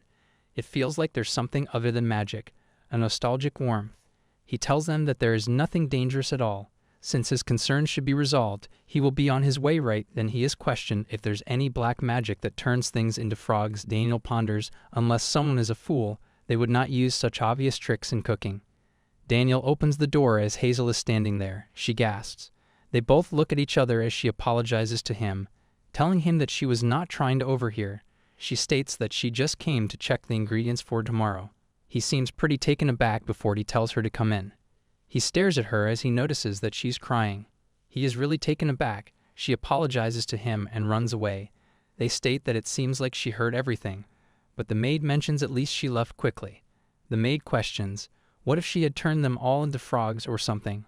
The chef calls off to her and tells her to watch her mouth. She apologizes to him. He seems pretty stressed as he mentions he did something foolish. The cat asks Hazel what is wrong. She responds that she is just tired. The cat is aware that she is lying. Hazel responds that she is telling the truth. The cat starts licking her, to which Hazel tells her to stop as it hurts. Hazel hugs her, knowing that at least she still have her. She knows that the Grand Duke must have had a good reason for bringing her here. He would not do anything to harm his siblings. She is aware that people were kind to her simply because they trusted the Grand Duke, but even the Grand Duke doesn't really trust her. Even when she gives gifts or cook delicious meals, she gets suspected. She decides to go and get a drink. She tried to stay clean since this is supposed to be a wholesome fairy tale. She gets up. She ponders that she is sure she hits some strawberry wine in the cupboard at the cabin. She looks at herself in the mirror, wondering why did she have to be reincarnated as a villainess. She finds it really unfair. Someone knocks on the door as she opens it and finds Harold turn and apologizes to her. She tells him it is okay, and she understands as the head chef he was just worried about the Grand Duke's family. He tells her that is not all. No matter what he did, he could not keep up with her. That is why he was looking for a reason to blame it on. She even said he was cool, but instead he acted shamefully. She asks him to lift his head and tells him that she accepts his apology, and to be honest, she has also wondered if there is a power she is not aware of. He tells her that she's the one who is truly generous and amazing. However, it would not feel right to be simply forgiven. She asks him what does he mean, to which he tells her he has a gift for her and asks her to accept it. He gives her something as she tells him he really does not need to give her anything. She does not like feeling indebted. She takes it and thanks him. She wonders, no matter how she looks at it, this thing looks like an animal's. Before he tells her it is a snake's leg. He states that in his youth he traveled across the entire empire looking for rare ingredients and managed to acquire it. It is a treasure that only appears once a century. She becomes shocked. She asks him if he is giving her something that valuable. He responds that he is a chef is not he, but since she is a witch, he thought she would find better use for it. Besides, she seems to be blessed by the god of cooking as well. He then says since it is getting late, he will be off now. She wishes him goodbye before she asks him to wait. She tells him they should cook together again in the kitchen tomorrow. He tells her that he will be waiting. She pondered. Stairs still a long way to go, but if she keeps moving forward step by step like this, someday for sure they'll see the real her. The next morning appears as Luca and Luna wishes for his brother to come back safely. His Grand Duke stares at them with a confused expression. He tells them this is not like them, as usually Luna would throw sarcastic remarks like, why doesn't he just not come back, and he's always outside, and Luca would be bawling his eyes out, causing an uproar in the house. He seems worried by their behavior, wondering what is going on today. Same. Do not forget to bring them back presents. Luca also asks him for it. His Grand Duke questions him. What does he want for a gift? But Luca tells him it is not that. All he wants is when he gets back, they should play again. His Grand Duke stares at them for a while before he warmly smiles. He tells them he promises he will do that, and also states while he is gone, before he gets eye signal from Hazel, asking him if he's really going to do it. His doe grabbed onto Luna's hand and tells her to listen carefully. He mentions that during his absence from the estate, she will be the head of the Grand Duchy. This makes her really shocked. He mentions that she is the lord of the Grand Duchy. She seems pretty taken aback an hour before setting off the Grand Duke. The Grand Duke told Hazel that he cannot do it as Luna is still young. She wishes for him to do it, as she mentions she's not telling him to give her the duchy really, but consider it as an honor. He questioned why should he do that. He knew that Luna is even though she is smart. However, she cannot inherit the title. Because of the pointless conflicts, the granting of titles to women was abolished. He told her that could not happen as she still stated that Luna likes to act like an adult. He saw it at the match last night, didn't he? Her Highness will be more mature while he is away from the duchy, and she is sure that Luna will be proud that he believes in her. He tells Luna that it is in her hands to protect her family, so she should not forget that responsibility and keep her family's honor, so that the great princess, as the lord of the house, serves as an example for all. She is totally determined as she responds okay. The Duke ponders he was nagging her to get into trouble, but she tells him, in a world where conspiracy and trickery are rampant, she will straighten up the great song like a lord. Luca is totally dumbfounded as he knows this is a big statement. His Duke wonders how can she be so good at talking, then kisses them and tells them that he will be back soon. Luna wishes for him to be safe. He knows when he get back from this one, he is sure he will spend more time with the kids, so that the children can feel his love, just like the witch told him. As after he left, Luna is acting very differently. Hazel tells her that it is nice to see her being mature today. Luna man shuns. No matter how hungry one is, the owner of the Grand Duchy should run around with grace. Hazel is aware that she really nailed the role. Luna also tells her she would like to discuss the distribution of chocolate this week. The Grand Lord has all the rights of the Great Lord. He asked her not to use it to fill her personal greed, right? Then she questions, why don't they give everyone a piece of chocolate to celebrate becoming the Lord? Hazel becomes really shocked as she realizes this means not only the Grand Duke and his people, Luna and Luca will eat chocolate too. She calls out to Luna and tells her that she's such a genius. Daniel wishes that Hazel focuses on her job. Despite all that commotion, the honorary position was effective. Children's unexpected behavior has decreased significantly over the past few days. However, there is one thing that has not improved at all. Hazel asks them if they shall go to the hut for lunch. Luna mentions that she loves having lunch at Hazel Hut. Hazel tells her it is only until His Highness comes. Luna asks Hazel if she can take the cat out with her. Daniel steps in stating that, as expected, he is not getting used to this place and without the permission of His Highness. Hazel asks him that this place inside the Grand Barrier, right? Regardless of that, he mentions, but he still cannot. Luna calls out to him and asks him is not he also sneaking in with them? He seems pretty confused, to which she questions is not she right, and one thing that has not gotten any better is vitriol. Hazel tells Luna sarcasm is a bad thing. No questions. Why is that the case? And tells Hazel that his Duke does it too. Hazel ponders to herself that she really needs to talk to his Duke about his language habits when he gets back. Daniel tells Luna that she will never be lost. Anyone can tell that she is Elios' sister. She asks him what does he mean, to which he responds it is a compliment, and what is the problem with that? Hazel ponders that Sir Daniel is speaking comfortably with the kids, and that makes her happy. Luca calls out to herself and tells her today she was eating rice right. She was caught in the leftover cold rice as a late-night snack. Since they have tried it once, they always ask for fried rice. She tells him all right and asks him to wait a little bit. She states if you add a lot of chopped vegetables and sliced ham, the kids will be able to eat more deliciously. She prepares the dish. She was cooking Korean food secretly by herself. She might be falsely accused of making people eat food they don't know, but the kids have no doubt about her cooking, and she is grateful and proud. Daniel wonders what kind of food is that, and the kids finds it really delicious. She knows, as expected, it is so nice to eat together. Hazel asks Daniel, it is fun to eat together, right? To which he tells her yes. It is a pity for children to eat alone at a large table in the Grand Palace at first. She tells him that he was against having lunch at the herd when they got together and ate together. She asks him he liked it right and questions why doesn't he ask His Highness to change it to a small dining room. He responds he will try it as he does not know if his Duke will listen to him. Hazel tells him he's a very good person, so he should please make sure to deliver it to the Grand Prince when he comes back. As for her, because when His Highness returns, she has to leave. Daniel stares at her at the same time. In the Eastern Empire, they decide to have a short break and get ready in advance. The knights wonder if the rumors that he has a girlfriend are true. The other one questions what kind of funny rumor is that. He questions who are they talking about. To which one responds, who can it be other than the Grand Duke? They look at him stating that every chance his Duke gets, he's staring inside that locket. And that expression on his face, anyone would think it is a gift from a lover. They wonder if there's a picture of some noble lady inside. But the other one says that these days people put hair inside. However, in reality it is a picture of the children. He thinks to himself that he misses the kids, and he hopes they are having fun and behaving well as eating properly. He thinks if the kids even understand how he feels, even without showing it. Some people insist that is love. One of the knight asks him to please eat. He looks at the food and realizes he guessed he should, as this is the battlefield after all. After he takes a bite, he wonders how could anything taste this bad. It is salty, sour, and sweet all at the same time.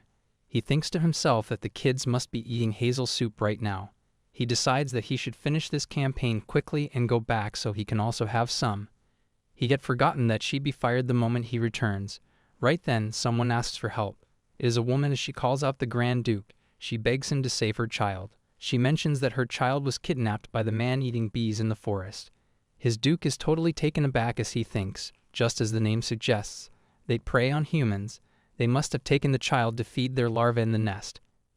He knows since the child was not eaten immediately, there is still hope. Right then, his Duke is informed that the scouts located the man-eating bees' nest earlier today. His Duke commands them to assemble a search party at once, and he will lead the operation himself. After a while, they embark on the journey and finds the man-eating beef. His Duke commands everyone to take aim. One of them states that he will open the entrance. The moment he opens the entrance, all the bees come out for attack, but before anything can happen, they attack the bees and finish them. Right then, the knight informs the Duke that they found the child too. His Duke becomes really happy as he's informed that aside from a few scratches, the child is unharmed. His Duke looks at the child before he decides, let's get him back to his mom now. But before anything, the knight shouts at his Duke as a bee is behind him. Meanwhile, Luca asks Hazel how many nights are there until his brother comes back. Hazel ponders that she heard there is no set date for the Grand Duke's return. He can come back only after driving out all the monsters that have taken over the forest under the Emperor's orders. They said it would take about 2 weeks, but it has already been 10 days with no news. She tells Luca maybe he won't come back until all the broccoli in the garden has grown. She ponders it takes about 3 months for them to fully grow, so that is what she would tell them.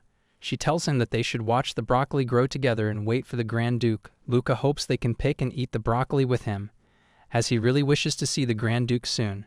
However, his Grand Duke is attached as he falls down on the ground. The knight informs him that he was stung while protecting the child and he should get a medic quickly.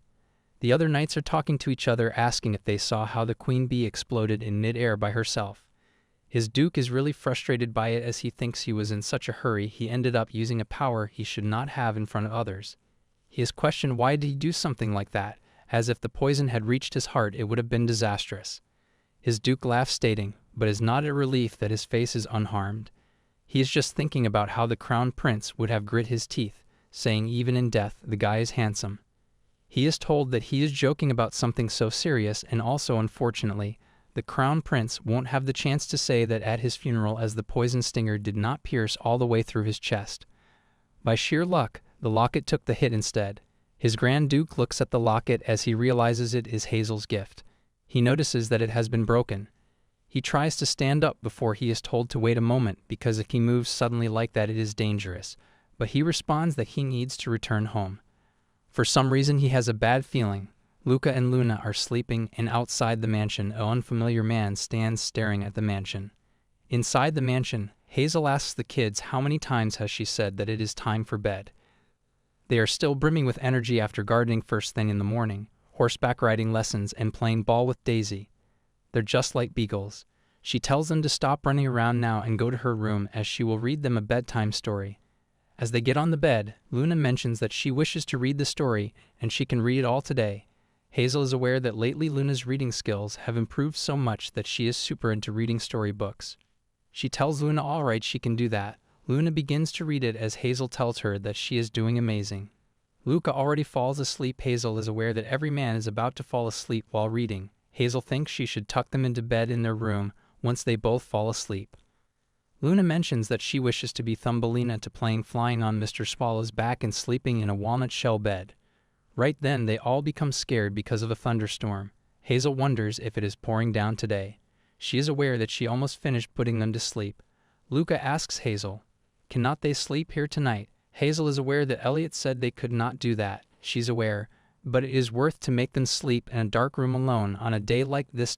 She then notices that Luna is gone. She calls out to Luna and asks her if she's scared of the thunder too. Luna mentioned that is not the case, stating that she's going to protect Luca and Hazel. Hazel tells her, but she said that it was scary last time. Luke then asks her how can the head of a grand duchy be afraid of some thunder. Right then another thunder comes, to which she screams. Hazel thinks to herself that she does not really have a choice now. Both of the kids are sleeping with her. She's happy that everyone has fallen asleep. This reminds her of the day she first arrived at the Grand Duchy. She thinks surely even the Duke would understand on a day like this. She hears a voice, to which she wakes up. She wonders, what is it this time? She really wishes to sleep. She opens the door and finds two men fighting with swords. She wonders if the guards are sparing or something, thinking that she should get a good look at their faces and tell Sir Daniel later. But then she notices the person fighting is Sir Daniel. Right then, a man is thrown out of Luna's room. She then notices his clothes, thinking, is this not the uniform of the Grand Duchy's staff? They look at her, stating it looks like she's the nanny, and asks her, where are the kids? She runs towards the room as he runs after her, questioning, where are they? Daniel yells at Hazel to never hand the kids over to him. The man yells at her to stop right there. He's just about to grab onto her, but she closes the door on time. The cat and dogs ask to her what is going on, to which she says she does not know either. But she's aware first they need to hide the kids. She tells them to wake up, stating that they have to run away. She is aware that they have grown plumper as of late, so she cannot carry them out, and there's no time either, so it cannot be helped. She takes out a question and asks them if they want to drink strawberry juice that turns them into terminal. They become really shocked as they say okay, but they know it doesn't taste like that. They then become really small and get into her hands. She decides to hurry now. Right then, the door is broken. The man steps in and asks the nanny where are the children. He mentions they were not in their rooms, so she should tell him right now unless she wishes to die prematurely. She tells him she does not know where they are. She is hiding them in her hands. She knows handling blades dangerously in front of kids again. The man yells at her where the kids are. He even curses the kids, to which she thinks not only did this person wake her precious angels up, but he cursed them. She tells Luna and Luca to stay here for a moment as she puts them in her pocket. The man is totally confused, thinking, who is she talking to? She tells that person that she cannot hold back herself anymore as she begins to use her magic. An explosion occurs, but it suddenly disappears.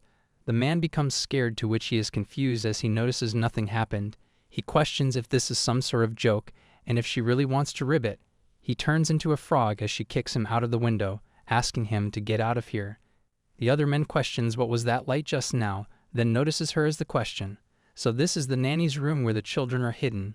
She looks at them and wants them to get out at once. She uses her magic and turns their swords into a sausage. They totally become shocked as she yells at them that she's so annoyed, and she barely managed to put them to bed and start attacking them with her magic. The men run away as she becomes fairly lonely. She is aware she promised herself that she would never ever do the things the evil witch had done. She wonders just why are they provoking someone who has never done anything. She has tears in her eyes before a man launches for an attack, but her dog attacks her before that. The dog tells her that they will take care of things here, so she should go. She thanks him and states that she will repay them with homemade jerky. The dog tells her to make sure that she gives them a variety. She runs away. As she is out, she ponders that the kids must have been so shocked and that she should act like nothing happened. She puts her hand inside the pocket, wishing for the kids to come out. As she brings them outside, both of them are really scared. She tells them everything is over now. It is time for good children to go to bed. She tells them she will make them a bet, so they should wait here patiently. They notice that everyone has gotten so much bigger, and then they find giant cookies. They start eating them as she thinks they may be sweets, but she's sure some crumbs should be fine. Luca tries to get sugar, to which she tells him that is cheating. She mentions she is almost done, so they should sit tight for a little longer. They make them a little bad. Muna realizes it is a real walnut bed, and she asks if there's a flower petal blanket too. Hazel tells them of course there is, and now all they have to do is sleep soundly and have sweet dreams. They both found it very soft. Luca mentions that he feels like he's sleeping in a field of flowers. Hazel asks. Luna is not. She's tired. Luna asks her, what if those scary people come back again? If they came before too, Luna mentions Luca may not remember. But at the villa and the birthday party too, she remembers hearing the head butler say that when she was a baby, there was a time when a nanny suffocated her with a pillow and almost killed her. Hazel is totally shocked as this is coming out of the mouth of a 7-year-old. She had wondered why the kids hated nannies so much and why they wanted her as their nanny instead. So they both needed someone to trust and lean on all along. She tells Luna it is okay and she is here, and they should leave the adult stuff to her and only have the sweetest of dreams. Meanwhile, Daniel ties all the men. He notices some sausages, wondering what is all this mess. He asks about the witch and the children. He's informed that Luca and Luna were not here in the first place and Hazel is hiding in that closet right now. Daniel opens the closet as he ponders to think that it was going to be used like this. He was originally planning on summoning a magician and chasing the witch away. Daniel steps inside the closet and closes it, which makes everyone shocked as they question how can he go alone in a closed end with a woman. There is no doubt that the captain was lured by the witch and they need to open the door for him. But then they think that it seems like they are making a grave mistake as they open the clothes and they find no one here. Daniel then goes inside there. Hazel calls out to him and questions if all the bad guys were caught. Daniel tells her yes, thanks to her, and questions about the kids. She shows him the kids. He then calls out to her and thanks her. He tells her that the heroic deed that she has accomplished today, he will make sure to inform the Grand Duke about them. He then calls the children Thumbelina and Thumbelino, how they were almost captured by the frog and the witch who bravely stopped him. They both smile. Meanwhile, his Duke steps inside the mansion and looks at Luna's room. He's totally shocked as he wonders how is the room like this. As his Duke is back, Hazel finds him and calls out to him. As his gaze falls on her, he calls her a witch and questions just what happened here. He yells at her, asking where the children are as she is taken aback by his rudeness. Before she can say anything, Daniel says that he will explain everything to him. The next morning, both the Duke and Daniel stand in the garden near a hole. It turns out that they crossed a wall by digging a tunnel. Daniel believes that an ignorant person was definitely behind this, not to mention how ridiculously strong they were. Judging by the strength and manner of speech, it appears they were northern barbarian mercenaries. The Duke questions about it. He is aware that he has experienced their brutality and sheer power on the battlefield countless times. Unlike the Night Order, the patrolling guards lack experience, and yet they somehow managed to fend the invasion off. The Duke tells Daniel that he has done the impossible, mentioning good work. Daniel then opens up to him, confronting that they were actually not the ones who did the work. If it were not for the witch, they would not be able to face him like this right now. The Duke seems a bit surprised as he questions the witch did it. Daniel explains not only did she turn all their swords into sausages and broccoli, judging by how angry she was, she did not seem to be on their side either. Daniel then asks the Duke how come he returned before completing the expedition. The Duke responds that he left it in the hands of the temporary vice captain. Daniel asks him if by any chance has he received information regarding the invasion. The Duke says that is not the case. He then thinks about the pendant. He informs Daniel that he needs to go somewhere and they will be delaying the prisoner interrogation in the meantime. Meanwhile, Hazel is thinking that she moved all her things using magic, so there's nothing to pack. She knows since they both would cry, it would be best not to say goodbye. That makes her upset, thinking if she should at least leave a letter. The Duke barges in her room, calling out her name. She gets up with a look of confusion, questioning how come he came all the way here. He suddenly apologizes to her for jumping to conclusions about her a little while ago, mentioning he said such harsh words to his sibling's savior. He even asks her how could he ever repay her. He notices that the window is broken and questions about it. She remembers how the window got broken and wonders if he found out about everything, which makes her a bit startled. She tells him that she will cover the window repairment fees. He is confused by her statement. He explains to her that the Grand Duchy can pay for those kinds of things. She tells him that she was also planning on asking for a contract extension, if nothing happened, that is. But now she really has no excuse. Is the matter of the window, and not to mention how she turned an intruder into a frog. She tells them that Guy cursed the chestnuts, which makes the Duke taken aback. She has tears in her eyes as she mentions to him that she was just so angry at that moment and it really was not on purpose. He is totally confused by her behavior, not aware of what he should do at this situation. She then states since this is their final meeting, there is something she must apologize for. She says that at first she suspected that he was suffering from grandiose delusions and paranoia, from that thick rule book to checking for poison at every opportunity. But she was so shocked yesterday after hearing Luna talk about what had happened in the past. He then tells her they can at least try to block direct attacks like they did this time, which leaves her stunned. He asks her if she ever heard the rumor that his parents did not really die from a disease. The atmosphere gets a bit dark as he says they were so healthy that there could not possibly be a reason behind their sudden death. No particular poisons were found in their systems either. They were found lifeless in 1-year-old Lucas' room. He tells her he's acting even more paranoid around his siblings since they still haven't found the reason behind their deaths. Whatever it may have been, he believed it was assassination. At that time, he was only 17 and still rather young. But not anymore. Even if he will be assassinated in the future, he will hold on until Luca is able to become the family head. He tells her he will never let that happen again. She is moved by his conversation as she starts crying. He notices that and questions why is she crying again. He tries to wipe her tears and tells her if anyone passing by sees a young woman crying in a room alone with someone, they would think weirdly. She tells him, but he's still very young too, so she just felt terribly sorry for him. This makes him confused as he thinks he's not young. He says that he supposed he would seem young to a witch who has lived for hundreds of years. She wonders if she's that old. She tells him she knows she has to leave now, but questions if she can come to see the children sometimes. He tells her no. This leaves her a bit sad, but she tells him she expected that. She says goodbye to him and mentions she'll be going now. As she turns around and starts to walk away, he says that this really makes no sense at all. He calls out her name and tells her that the temporary protection contract is over. She tells him yes, she's aware. She grabs the doorknob as she wishes goodbye to the kids in her mind. The Duke grabs her from her cloth, leaving her stunned. She turns to ask him why he is grabbing onto her. With a nervous look on his face, he mentions what he meant is that they should make a new contract. This leaves her very shocked. He commands her to give her a pen and some paper as she gives it to him with her magic. He writes on the paper and hands it back to her. She looks at the contract knowing it is a contract instead of rules and regulations. The contract period is until a nanny is no longer needed at the Grand Duchy. Her eyes wide open and a look of astonishment covers her face. She questions what is this as she begins to tremble. This makes her incredibly happy as she signs it and gives it back to him. She also writes on the contract that she will give them lots of love and she will raise them well and protect them.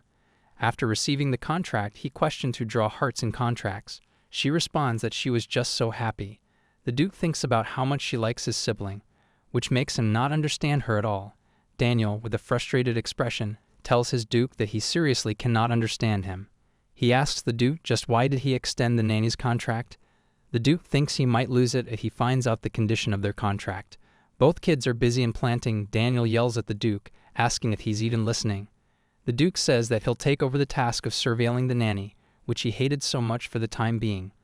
The Duke ponders that it is true that there is no signs of the usual cold they catch around this time of the year, thinking that the nanny's words held some truth to them, as she had told him that they need to touch dirt like this in order to strengthen their immune systems.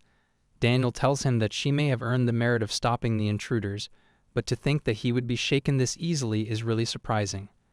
The Duke mentions that the security will be here soon, so he should go and find his business. Daniel is lost for words as he does not know what has gotten into the Duke. Daniel imagines both of them running after each other romantically, as the Duke asks him to not misunderstand this as something weird suddenly, stating that he did not think he would miss following the nanny around this much, mentioning if he tells Her Holiness about this, but Daniel says that he should not even think of telling Her Holiness about this. He turns to leave as the Duke asks him why he is not leaving yet. Daniel questions to think that he left the Holy Night in order to serve a man this cunning.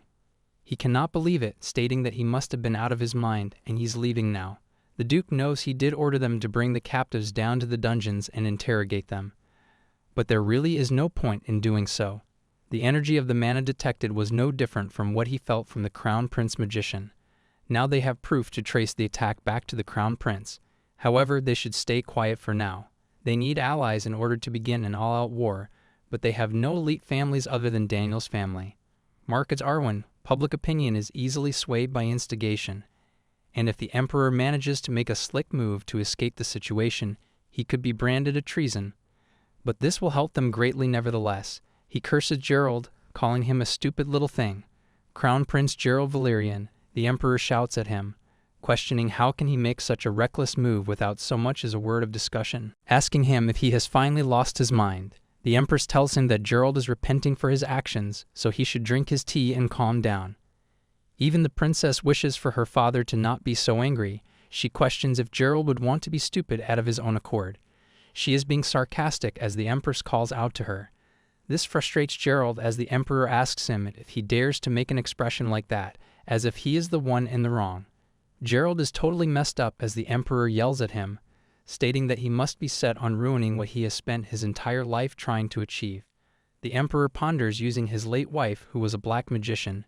He secretly drove out his older brother, who was the crown prince, and made sure he could only produce a single heir by placing a curse on him. But ever since all those curses came undone after his late wife's sudden, things have gone terribly wrong.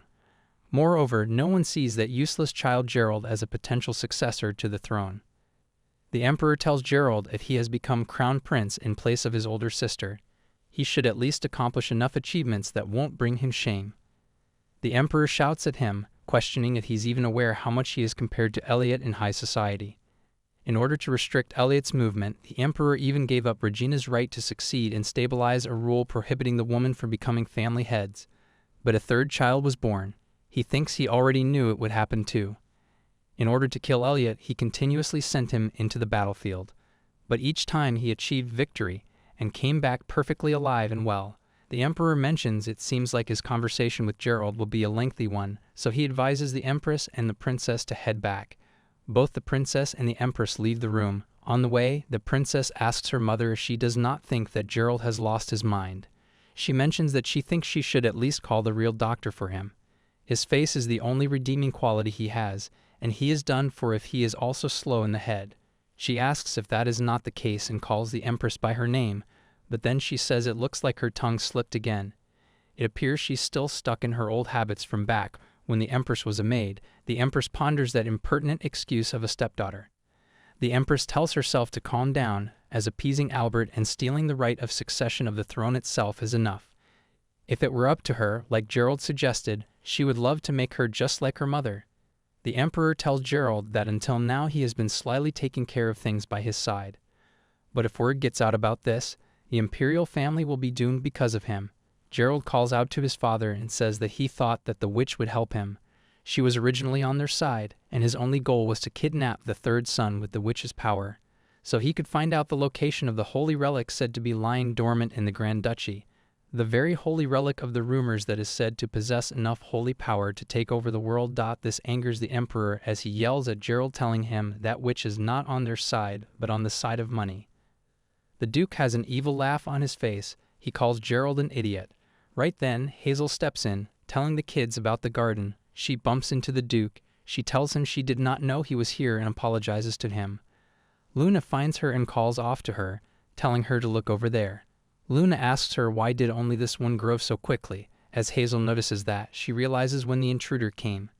She used magic on the broccoli, so she planted a different seedling in a hurry. The Duke tries to tell them as she panics.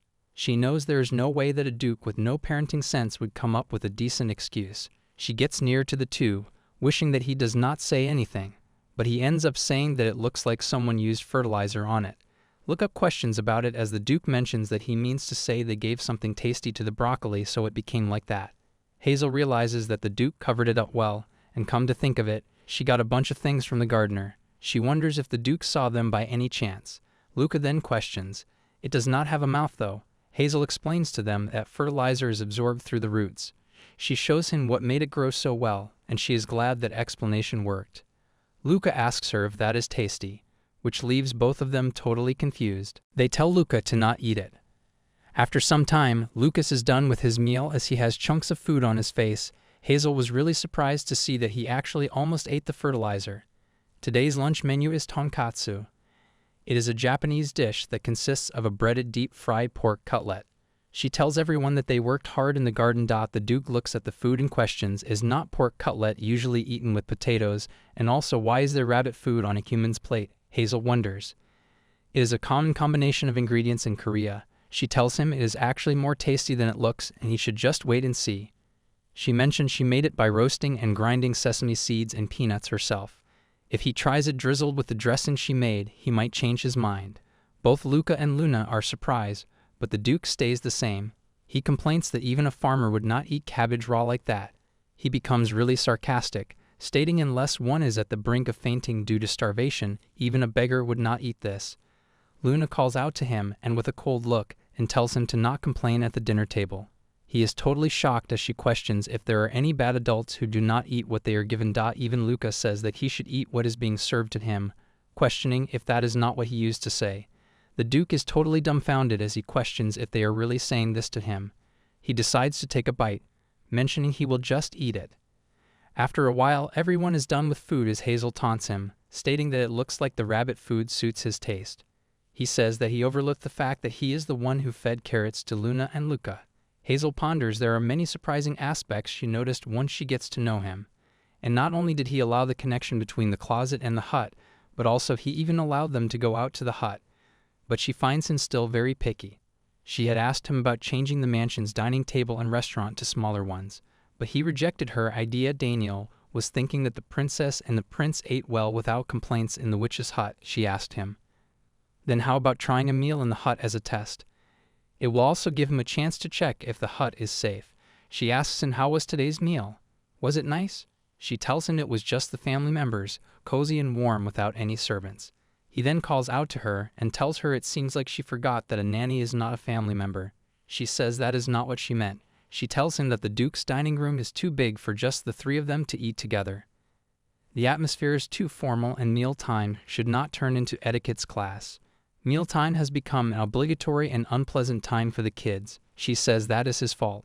He then allows her to use a smaller place for just this week. She tells him it is a great idea. He notices the happiness on her face. She tells him she will give him chocolate as a token of gratitude and asks him if he is not having a hard time these days because he is so busy. He tells her he is fine as he receives the chocolates. She then says, by the way, she heard that he has been working hard to subjugate the monsters. She questions if he received any rewards for that. He tells her he heard they're holding a banquet at the palace, but it does not seem right if he leaves right after finally getting home. She questions if the kids could go with him, but he tells her that the kids would get bored. She's aware that Luna wants to go to the palace and wonders if this is going to be a difficult conversation. He then questions, more importantly, is she not treating him like a child in their conversation? He tells her he is a duke, and he hopes she won't see him as a weak little child. She wonders if she got caught, that she feels sorry for him. She says that taking care of him makes her feel awkward and she will leave them. He then asks her to wait a moment. He says that he has something else to tell her. He states he would like to add one more rule. She wonders what is up now with him. He asks her to give her the rule book and pen, but then finds it with him. He says that he will get this straight. From now on, physical contact with her employer is prohibited. She does not understand it as she questions why all of a sudden. He tells her that she lunged at him earlier. She cannot believe that he is taken aback by that. She realizes that was just a mistake because she was in a hurry. He also tells her to not keep her mouth open in surprise. She is dumbfounded as she wonders did he not say he was not a child? She is aware he is totally acting like one. She questions that he does not have a rule book right. Then she says she will make one for him. Hazel has decided to challenge him. The Duke says he is not an employee of the Grand Duke's household, but she interrupts, mentioning this will be called the Big Brother Rule Book. He is already a great big brother, but it would be nice if he became an even better one. She then writes the rule. Number 1 is to not say any bad words like Dan in front of the kids. #2 is to give 10 compliments to them a day, and the third is to actively participate in activities with the kids. He objects to them all and says that is only because the nanny is so perfect, there is no room for him to do that. She also says he should not use any sarcasm as when Luna watches him, she copies everything and it is seriously hindering her duty to raise them properly. The Duke questions if Luna actually copies him. He says what a pity it is and mentions that attitude is exactly like her late mother's. He says to his mother up there that Luna is growing up with such a big obstacle to her development. Hazel states again that he should not use any sarcasm, and with her magic throws a cloth on his face. She tells him that she is following the rules as there is no physical contact. She says that his way of speaking is unsettling and not a good influence on their education. Even though it seems peaceful now in the Grand Duke's household, it is only for a brief moment. Time passes so quickly. They are going somewhere in a carriage. The Duke calls out to her and tells her since their journey is almost over, Maybe she could relax a bit. She questions what if the carriage gets and they end up bumping into each other. He gives her a weird look and asks her what exactly does she think of him. He is genuinely curious. Lunar says maybe Hazel thinks of him as a nagging tyrant. The Duke tells her that is not a question. Luca asks if they are there yet and when they are arriving. The Duke tells him that it will take 6 more hours. Luca is frustrated as he says that the Duke said just a while ago too that it would take 6 hours. Hazel thinks today marks the 4th day of traveling by carriage. They are on their way to the capital. Tomorrow is the first day of the new year, a day when all the high-ranking nobles of the empire gather to celebrate the Grand New Year festival. Luca is so excited to go out after so long that he decides he'll stay up all night this time, but Luna reminds him he said that last year and he was already sleeping at 9 o'clock. Hazel thinks it must be boring for them, not being able to go outside for safety reasons. She calls out to them and questions how about they play the story-making game until they arrive. The Duke asks her if she's planning to use ink inside the carriage. She tells him no, it is not like that. They will take turns adding one sentence to make a story. It goes as one sentence will be once upon a time there was a Snow White.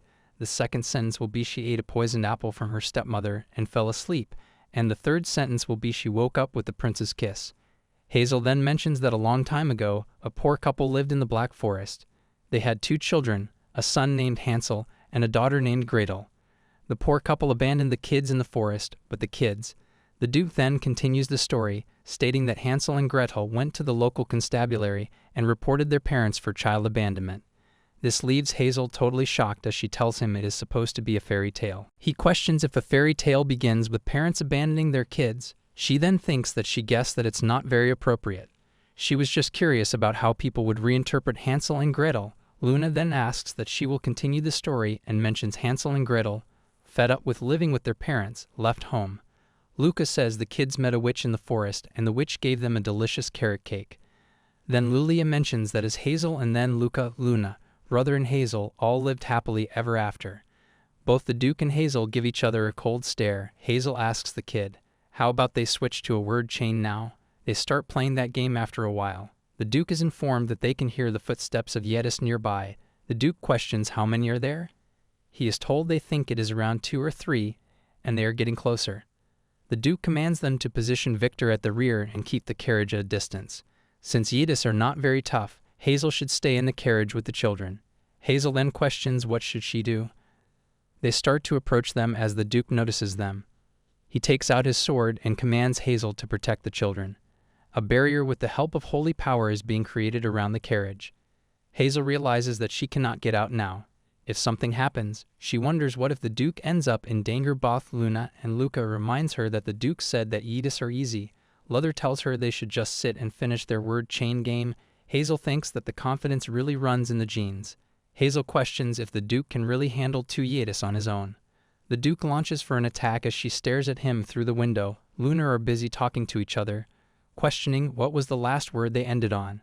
They still play the game together as Hazel stares at him. They ask Hazel to say something too, but her whole attention is on the Duke. As the Duke finishes both Yetis, she finds him really cool. She says he is so cool as Luca asks her if cool is a word, which shocks her. She wonders what did she just say. After some time has passed, Hazel notices that the cleanup is taking way longer than dealing with the Yetis. It seems like his Duke finally has a moment to relax. He wipes his face with the cloth. Both Luca and Luna gets off from the carriage and runs towards him, telling him that they were playing word chain with Hazel. Hazel calls out to them, telling them they cannot just run out without permission. She then tries to go after them, but ends up hurting herself, realizing that the holy barrier is still around the carriage. She calls out to the driver and tells him that she is stuck in the carriage and asks him if he could please call the kids back for her. He responds, of course she thinks that, come to think of it, if there's anyone in the Grand Duke's household with holy power. The driver calls out to the kids, telling them that they should come inside the carriage. Meanwhile, Hazel thinks that the holy barrier seems to be limiting magic to inside the carriage only. She then realizes she did feel a faint trace of holy power when the Duke and the knights burst into the cabin. Holy power and magic are fundamentally the same, but are opposing forces. That is what she read in a book. So when a holy barrier is in place, someone like her who has magic cannot pass through, unlike an ordinary human. She then thinks that she should be fine without using any major magic until they arrive, right? The Yetis attack because they are starving due to the winter, not because of an external force. The Duke looks at her as she looks away and wonders why does she keep locking eyes with him. She then feels something as she becomes totally uncomfortable. It turns out that a Yeti stands on top of the carriage. The Duke and even both Luca and Luna notices. She wonders if the Yeti was hiding in the snow. Everyone runs after the nanny. They command if the horses run off it is over and says that they should get to the horses first. Both Luca and Luna start crying, calling out for Hazel. She becomes worried, realizing if it catches the scent of blood, it will charge towards the kids and the Duke and Knights have temporarily disarmed. The Yeti start to damage the carriage. She knows she is the only one who can fight right now. It ends up creating a gap in the holy power in that case. She uses her magic on the Yeti. The carriage ends up falling off with Yeti in it. Everyone is totally shocked as the Duke wonders why did she deliberately use magic to cause a collision. He wonders if she did that to save the kids. The kids calls out for her as she responds that she's okay and she'll be alright. She wishes that the carriage does not crash into any trees or rocks. She opens her eyes after some time when she finds it a relief that she is safe. She knows for now, all she has to do is to get outside. She tries to get up, but someone grabs her hand. It is the Duke as he asks her if she's okay. He mentioned that she seems unharmed, which is a relief. The Yeti ended up getting buried in the snow. He tells her she has saved them again and thanks her. She stares at him for a while and tells him it is what she is supposed to do. She says that the kids must have been really frightened. He responds they were, but they will be fine once they get back quickly. She then notices his hands, finding them surprisingly big. He helps her get up. She moans as he asks her if he pulled her too hard, but she tells him she thinks she twisted her ankle inside the garage. He tells her he remember reading the teleportation magic cannot be used on heavy people. She asks him if he does not know any healing magic. He questions if she does not use a broom. She tells him she does not, and besides, she cannot move out of here because of the holy power.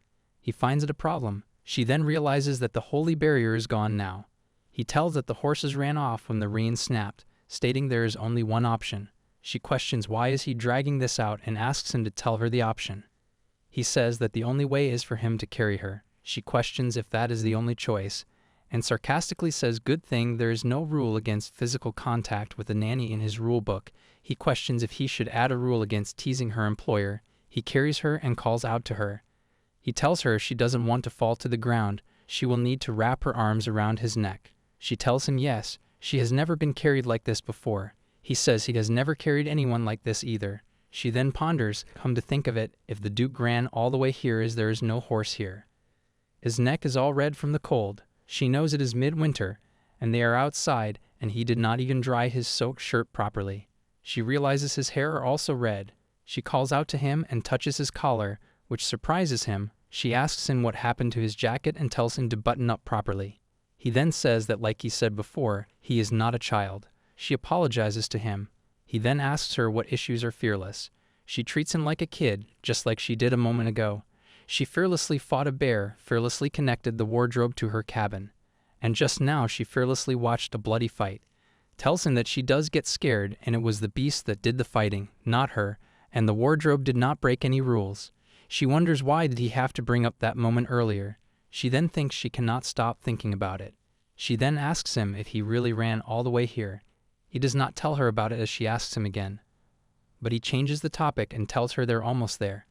After some time, tells both Luca and Luna that they must be really cold and states that they both will be back soon so they should not worry. Luna says it is taking a lot longer than expected. Luna then suddenly becomes shocked as she notices something. She notices the Duke coming back with Hazel. She teases him, asking what is he doing. He tells her to not say weird things and mentions that Hazel twisted her ankle. This causes Luna to worry. She panics and asks for a Dr. and tells Hazel that she will blow on it for her. The Duke says that the kids never pay attention when he is hurt. The kids ask him if he is hurt and he says no. Luna asks the Duke to not be jealous. Hazel knows that there is no way that the Duke will ever tell the kids that he's injured. They decide to hurry and get the healing potion. Hazel uses the healing potion on her feet. The Duke helps her stand and asks her if she can stand. She tells him that she's all better now. Luca says that he must have healed her by blowing on it. The Duke tells her that she should please ride with the kids in the far carriage, as it looks like fixing the carriage will take some time. The Duke is informed that they will head to the village first to prepare and return later. The Duke informs her that it seems like they will need to camp here for the night, so she should get some rest. As the Duke lets go off her hand, she thinks that he is an adult. There was a rumor that the Duke returned from a campaign with broken ribs, and she brought him a healing potion after hearing the rumor. He thanked her and told her that she should not mention this to his siblings. She realizes that the Duke is definitely a remarkable adult, but she wonders why does he keep bothering her. She thinks that he does seem lonely. They find an inn nearby. She thinks even the members of the Grand Duke's household looks excited finding this inn. The meal is served to them. Look up questions. When is the Duke coming? Hazel realizes that Luca must be hungry, but he's looking for the Duke first, wanting to share delicious food. She realizes that is true love. She tells Luca and Luna that Duke is talking to the owner for a bit, and he said they could start eating, so they should eat before it gets cold. Both Luca and Nura say they should eat while it is warm. She tells them if it gets cold, they can reheat it, so they can eat first. A bite and finds it hot, as Hazel tells her it is hot, so she should blow on it before eating. She also tells Luca to not roll beans around with his hands. The farmer worked so hard to grow those beans. Hazel thinks that she cannot take her eyes off them for a second, finding them little troublemakers. But she thinks that recently they have started enjoying this unfamiliar dishes, and even Harold's cooking too. It feels like they are learning to appreciate the fun of experiencing different tastes and textures. The Duke steps in the inn as Luna and Luca calls out to him. The Duke asks them if the food is up to their liking, as they respond yes. As he takes a seat, Hazel notices some snow on him, as she thinks it looks like it is snowing outside. Victor tells the Duke to take a drink, as he also tells Hazel that she should have a drink too. She tells him she's fine as she's weak with alcohol, and you never know what might happen, so she lives in a family-friendly way. In the original Hansel and Gretel story, witches were heavy drinkers in her world. Victor drinks it all and tells her she should drink when her employer allows her. Luca notices the way Victor drinks and asks Hazel why does not Victor follow table manners. Even though he is a noble, Hazel responds to Luca that he should not say that to an adult. The Duke also drinks. Hazel notices him and ponders he could totally be a bear commercial model. More importantly, she wonders, why is there so much snow piled up? She wants to brush it off. She's aware it is none of her business, but she remembers the no-touch rule. She tries to blow it off as the Duke notices her and asks her what is she doing, as she tells him she's doing it because the snow was stuck there, and he's the one who said no touching, that is why she blew it off for him. He tells her to use magic dots. She asks him if he wants her to move each snowflake individually with magic. He doesn't say anything. After he is done with it, he asks her if he is supposed to say thank you in situations like this. But then he says he did her the favor of brushing off the snow, so she should be the one thanking him. She questions, how does that even make sense? Luna teases them, asking what is going on. Luna says that Daniel should really see this scene, as Hazel asks Luna to not get the wrong idea. And then she suddenly asks, where is Daniel? The Duke says that he heard from the innkeeper that His Holiness the Pop's possession was attacked by a group of Yetis last night. He seemed quite shaken, so he instructed him to head over there. She questions about it as the Duke tells her that Daniel used to serve His Holiness as a holy knight. She realizes that the holy power she felt at the cabin and in the carriage must have been Sir Daniel's. He asks her to not mention it to Daniel, as she questions why. He says that sometimes he forgets that she's a witch. She then ponders she keeps forgetting that she's a witch too. It's the night time. They find a place to stay in, as she tells the kid that their shared sleeping room is in that room over there. She tells the kids that they say it is the biggest room. She opens it and finds the Duke and closes it right away. He tells her that is his room. She questions if that room is not for her and the kid. The woman behind her asks her if there's a problem. She tells the woman that it seems there has been some overlap with the rooms and asks if there is another room that is available. The woman tells her she's afraid there is not any.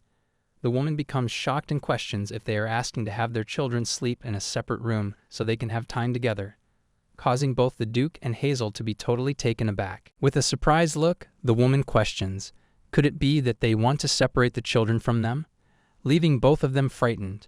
The Duke asks the nanny why did she mistake Hazel for their mother. He tells her he could understand that, but Hazel does not even resemble those kids.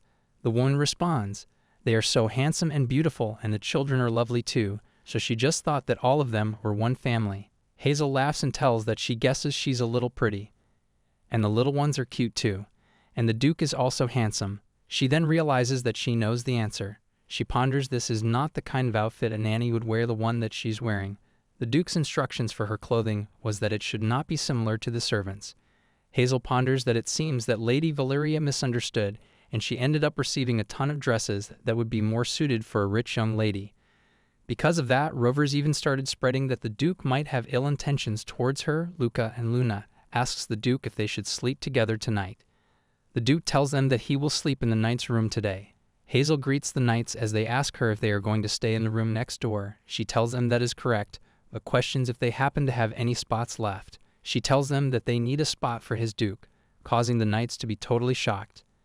The knight asks Hazel if she is saying that they should share a room with His Grace the Duke. The Duke shows the knights the way towards their room. Both of them are sad as they had thought that they would party all night. Hazel nervously wishes them good night. She thinks that she should go to bed too. Inside the room, Luna mentions that she's not going to sleep and she will only sleep after she sees the sunrise.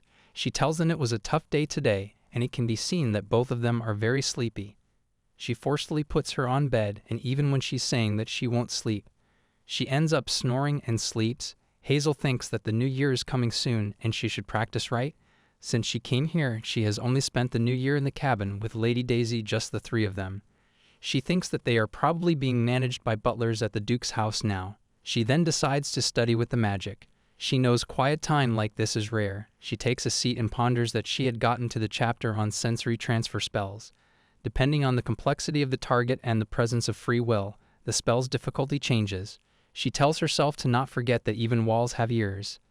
Is that a picture of a person on the wall? Is itself enough? Right then she hears a voice and becomes frightened. She realizes that startled her and wonders why is it so noisy outside.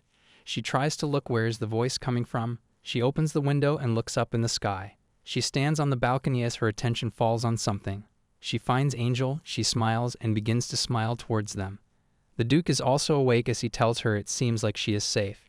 She tells him that she sees he did not sleep. He tells her that the knights have already collapsed. She then asks him if, by the way, were those angels summoned by him. He then asks her word before he mentions he did not know that Her Holiness has the ability to create illusions. She responds that is right. He informs her that by tomorrow they will arrive at the institution. She tells him it is already the new year. Now that she thinks about it, the knights are sleeping. She questions if he's not worried about an ambush. He asks her with a witch and him here, what is there to worry about?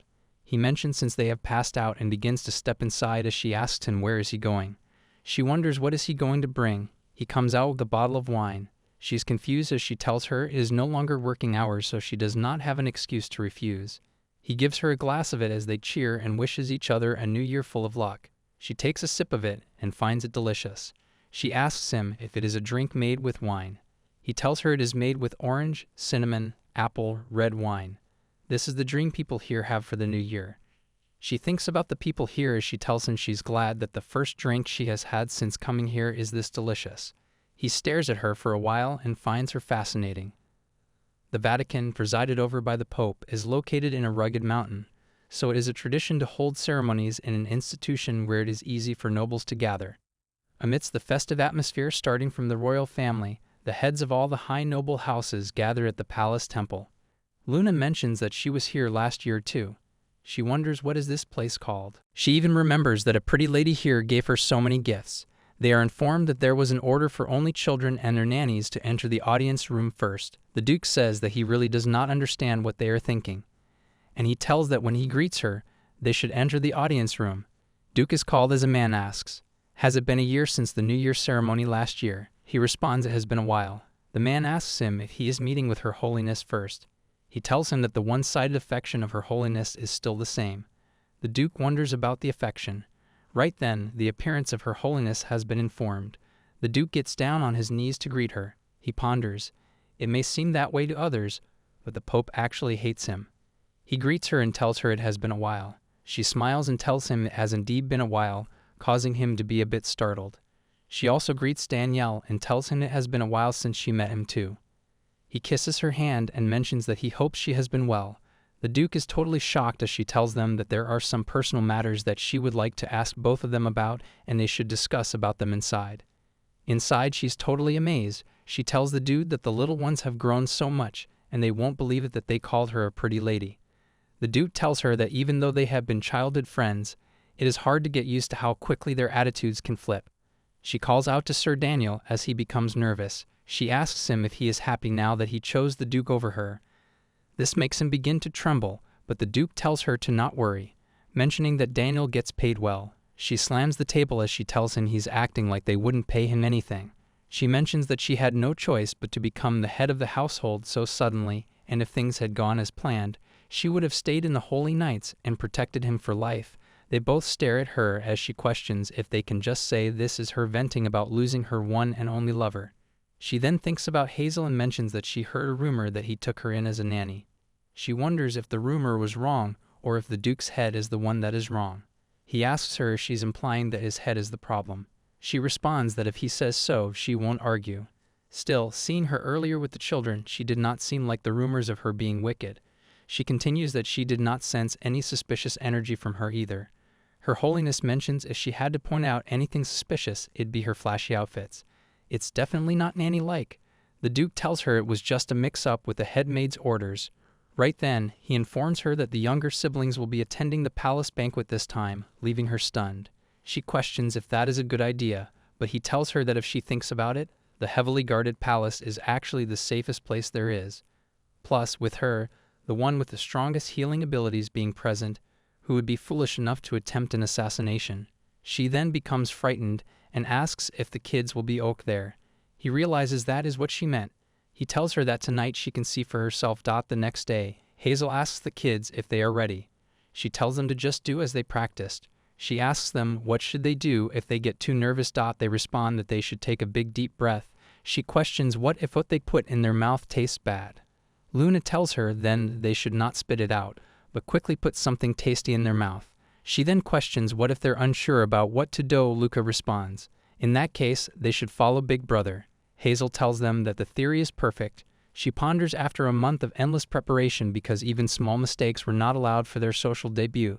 The days have finally come to an end. The Duke steps down the stairs as he catches her eye. She's amazed by his beauty before he reminds her to follow the rules. He tells her that they should head to the palace now. As they reach the Imperial Palace, everyone is seated except Hazel as she was permitted to stand at the back of the nanny. She ponders. So this is the Imperial Palace Banquet Hall. She wonders if the Emperor is coming today. The announcement is made for His Majesty Albert III, the great son of the brilliant empire, is entering. She realizes he is here. As he steps in, he mentions that once again the stars of the empire have gathered in this place after a year. He thanks them for their loyalty over the past years. He then looks towards Hazel and questions, "Who do we have here?" She becomes totally shocked before she is relieved as he means to point towards his beloved nieces and nephews who actually came for him. He tells them he has prepared some very special dishes just for them, and if they do not leave a single bite, that would be the best New Year's gift for their uncle. Luca and Luna starts to eat vegetables. Hazel is aware this is easy enough for them. Everyone is totally shocked looking at Luca and Luna as they know how much they hate vegetables. This makes Hazel happy as she realizes everyone has frozen stiff. She wonders if the kids' picky eating habits were really that infamous, but she knows they're eating fine now and she finds that really admirable. She thinks if the next dishes are like this, there won't be any problems at all.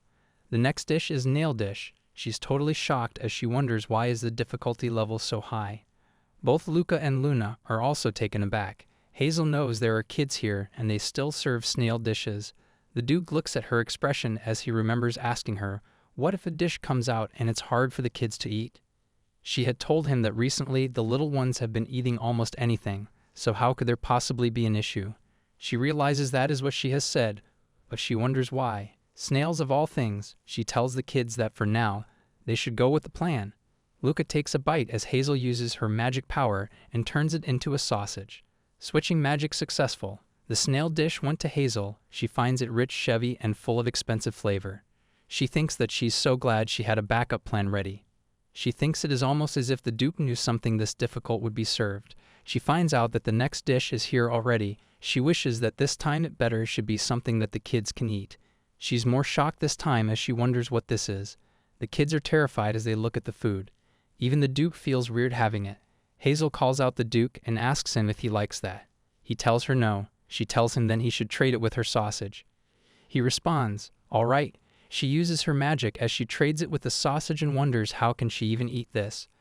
The little chunks of intestines. Main dish is grilled co-intestines. As she takes a bite, she loves it thinking that she hit the jackpot, and it has been ages since she had intestines. She finds it insane as it has been so long since she has tasted this artery-clogging goodness. She wonders where is the garlic and green onion kimchi. as it would go perfect with it, as well as a bottle of soju on top. Right then, someone notices Gerald. Everyone begins to stare at him as he is questioned. How can he be spitting out his food in the middle of a meal? He becomes frightened. The Emperor is suddenly shocked as he hears this, has a think about this atmosphere and wonders if the royal family is the villain here. Outside Gerald discussion. If he is alright, he vomits and mentions that the menu selection is definitely Regina's doing. He thinks it is very obvious. Hazel notices him as she ponders. She only stepped outside for some fresh air and ended up running into him. He calls out to her and says that she must be the witch. He mentions if he had known she were this beautiful, he would not have sent someone who would have come himself. She does not remember when he sent someone to her.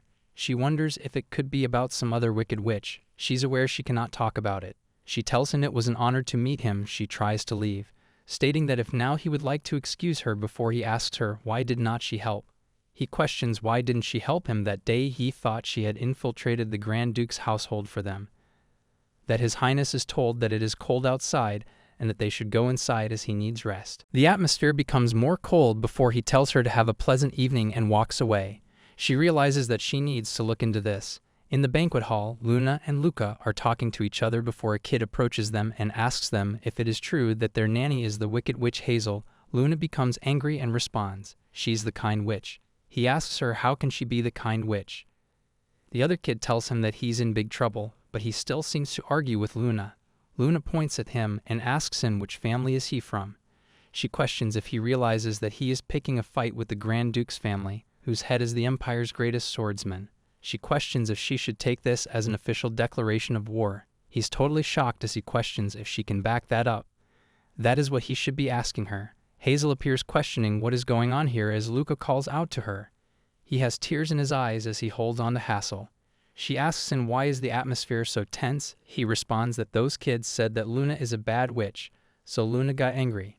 Hazel has assessed the situation as she approaches both Luna and the kid. She calls out the kid and tells him that she's no longer wicked. With her magic she creates cookies and tells him to look here. If she was a wicked witch, would she offer him a delicious cookie?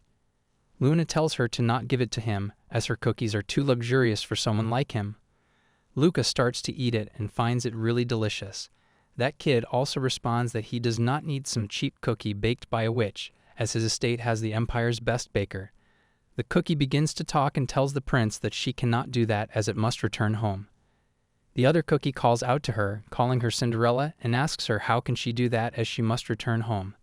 Luna is aware that Hazel can control cookies, so that is a piece of cake for her. Evelyn finds Sir Key's delicious, crunchy, and savory. He also ends up taking a bite. Luna asks him how is it tastes good right. He responds that he guesses it is good. He runs to his mom stating that he wants a witch nanny too. Hazel ponders that she's glad this ended peacefully, as she thought something bad might happen. Right then a woman asks her how much trouble must the kids have caused for the Grand Duke to use a witch's magic discipline them. Luna greets Her Majesty the Empress and mentions that Hazel has never used magic on them. The Empress states, with that lack of charm, it is no wonder that nannies kept running away. Luna is totally taken aback as Hazel realizes it's way too harsh on Luna. Munna becomes really sad as the Empress begins to walk away. Hazel uses her magic, causing the Empress to hurt her toe as everyone begins to laugh. Hazel even shows her tongue, questioning deep down what is she doing to the kid. She should try being nice for once. Luna looks at Hazel, knowing it is her who did that. Hazel ponders if anyone messes with her little acorns, they will regret it. They are in the carriage as Hazel calls out to the kids. She tells them that good kids who completed their mission deserves a reward, don't they? The Duke tells them that they did not just make him proud, but they also amazed him. Eating vegetables without a single complaint was brilliant. Hazel also reminds that it was their first time eating in such a crowded place. The Duke also mentions not only did they stay calm and eat without trembling, they did not even make a single mistake and finds it really amazing. The Duke calls out to Luca and Luna and tells them if there's something they want they should tell him. Luca mentions when they get back he wants to eat chocolate and he also wants to sleep with Hazel for about 10 nights. The Duke reminds him that he only gets one wish. Hazel notices Luna's expression and stands up as Luna is quiet. The Duke tells Hazel it is dangerous standing up like that in the carriage. Hazel hugs Luna and tells her she's very lovely, but Luna responds she's not really cute. Hazel becomes frightened and yells if she is not cute, then who is cute? Luna responds that Luca is cuter than her. Hazel tells Luna that the standard for cute is different for everyone. Luna asks Hazel then, what does she think the Empress's standard for cute is? She questions if she was being too cheeky. The Duke remains quiet. Hazel asks Luna if she thinks her brother is loved because he is cute. Luna responds that her brother is not cute. Shocking the Duke, Hazel tells Luna that she does not have to be cute to be loved. Luna asks her then if she grows up like their brother, will the Empress think that she is lovely? The Duke calls out to Luna and tells her that the Empress does not love him. He mentions it is a complicated story, so he will explain it to her when she is older. Hazel tells her just because someone does not love her, that does not mean she has to be unhappy. That is their problem, not hers. She is aware that is something her grandmother once told her. It is the night time already as Hazel puts them to sleep. She steps outside the room as she wonders if they shall give it a try. She starts to use and try. It works. She is able to hear conversation between this Highness the Crown Prince. A man tells His Highness the Crown Prince that he is concerned. The Crown Prince asks him what exactly is his concern. She realizes it worked. She knows she's hearing a conversation about her right now, so it is lucky timing. The man asks the Crown Prince, has he not told that witch too much already? He mentions that the witch already knows quite a lot, but what if she sides with the Grand Duke now? Hazel seems taken aback as she wonders if she was previously aligned with the royal family. His Highness the Crown Prince tells him a witch should be able to sense holy power, and he talked to her hoping she would know where the relic was hidden in the Grand Duke's household. She thinks about a relic she does not know. There is a relic in the Grand Duke's household. That is the first time she has heard of it. Mentions that witch said it was an honor to meet him, but then just stared blankly as if she was so stunned by his beauty that she could not hear him properly, so she ended up talking nonsense. He mentions that sometimes being this handsome can be a problem. Hazel wonders if this person is insane. She thinks handsome should be reserved for someone like Duke Elliot. She then realizes what she is even saying and tells herself to focus again. The Crown Prince becomes angry as he thinks thanks to Regine, he has been humiliated. The Grand Duke's demons did not cause any trouble, so Elliot's popularity will only increase. He mentions that he wants to get rid of him like he did with his parents, but Father told him to hold back for now. This makes him frustrated. You didn't suddenly notices something in his pocket. He takes it out and finds a cookie. Hazel is totally shocked as she thinks that she just learned something huge. Right then someone knocks on the door, which totally surprises her. It is the Duke. As he asks her what is going on, she tells him it is nothing. She then questions if he wants to say something, but he responds he just wanted to thank her. He tells her that he thanks her for being a capable nanny who accomplished something no one else could, and she deserves a reward for that. He asks her if there is something that she would like. She responds yes, as he mentions that is a different answer than before, and she should go ahead and let him know. She steps towards him as he tells her to go on. She clenches her fist as she asks him to please trust her. He asks her if it is a reward for her that he trusts her. He asks her, why is that? She tells him that is a different answer than before and asks him to go ahead. She tries to tell him something as it asks her to go on. She grabs his hand and tells him to please trust her. He again asks her if it is a reward for her that he trusts her. She tells him to promise her that he will trust her. He responds, all right, he will trust her. She tells him that the ones behind this are the royal family. He responds that he's already aware of that. This shocks her as she tells him he said he did not know. He tells her he only pretended not to know to protect her. She asked him so it was not because he did not trust her. He tells her that is also one of the reasons why he did not say that. His inventions, he is pretty sure he warned her not to dig into this matter. She tells him she was not investigating it on purpose, mentioning that the Crown Prince suddenly came to her and started spilling everything. He said that he thought she would help. He questions what does she mean by helping him. She tells him she has no idea what he has been talking about. He said there is a relic in the Grand Duke's household and wanted to know its location. She questions if it could be why they are attacking. He responds there is no such thing, so they are breaking in because of some baseless rumor. He mentions that a few years ago, the royal family was digging into whether his mother, who was once a saint, brought a relic as a wedding gift. He tells her no to not tell anyone about what she has learned today, not even the children, not anyone else. Only a few people know about this, only Daniel, the captain of the guard, and he makes sure to keep it that way. In any case, he owes her yet another debt. She tells him it is nothing, and she's glad she could help him. He then asks her. She managed to avoid detection by the Crown Prince's wizard. She tells him that she cast the sensory transfer spell on a cookie. It is advanced magic, so they'd never expect it and would not suspect a thing. The Duke is suspicious as he thinks she cannot even do basic healing magic, but she pulls off high-level spells like it is nothing. She asks how would it not be better for her to leave the capital quickly, if she had known earlier that the royal family was behind this. Honestly, she had been trembling with fear all day. He thinks she's saying that after eavesdropping on the crown prince without hesitation. She then questions how does he smile and face the people who wronged his parents. She mentions just watching him break her heart, but he tells her to not treat him like a child. He tells that it's late and time to sleep. He wishes her sweet dreams as she also tells him to sleep soundly. As he steps outside her room, he stands still and thinks about how she told him that she is absolutely always and forever on His Highness's side. He blushes as he thinks no matter how he looks at it, she is definitely not that wicked witch. Hazel is on her bed as she cannot stop coughing. She realizes she caught a cold. It started with the little acorns. Luca was throwing a tantrum that he won't eat unless Hazel and the Duke is here, and he won't even eat medicines.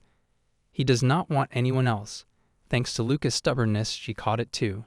She thinks that healing potions are for physical injuries, so they don't work on colds. She used up all the stimulants she had prepared, and the timing really could not be worse. First, she needs to deal with this pain somehow, and she's sure she has that in the cabin. She drinks another portion as she feels a little better now. She thinks with Lady and Daisy busy watching over the kids for her, the cabin feels so quiet when she's alone.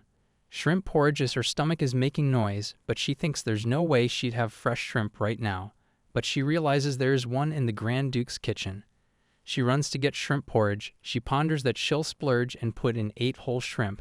As she is about to open the door, she notices something. It's a letter, which says that Hazel should get well soon. Hazel realizes that it must be from Luna as the handwriting is neat. She finds that very adorable of her and deep down tells that she will get well soon. She then notices something and picks it up wondering what could it be. There are lemon candies and a healing stimulant. She wonders who bought these and thinks that it must have cost quite a bit. She thanks whoever did that and then decides to make shrimp porridge quickly. She sings along and tells herself that she will quietly make her shrimp porridge, then eat it, and clean up before leaving. She looks at the shrimps and finds them amazing. She wonders if she should use only 6. Sneaking some out is starting to make her feel guilty. She begins to make them and the shrimp porridge with 6 shrimp is ready. She then mentions it's time to bring out her secret weapon. It's her freshly roasted sesame seeds pressed into Hazel's homemade sesame oil. She decides to put a little on top. Right then, someone calls out to her. It's the Duke as he states that the person with a cold should be resting, not making a fuss in the kitchen. He asks her what exactly is she doing here. She tells him that she was hungry. He questions if she is planning to eat now as she responds yes. He asks her then she should teach him before she goes. She asks teach him what? As he tells her the dish that she just made, she should tell him how to make it.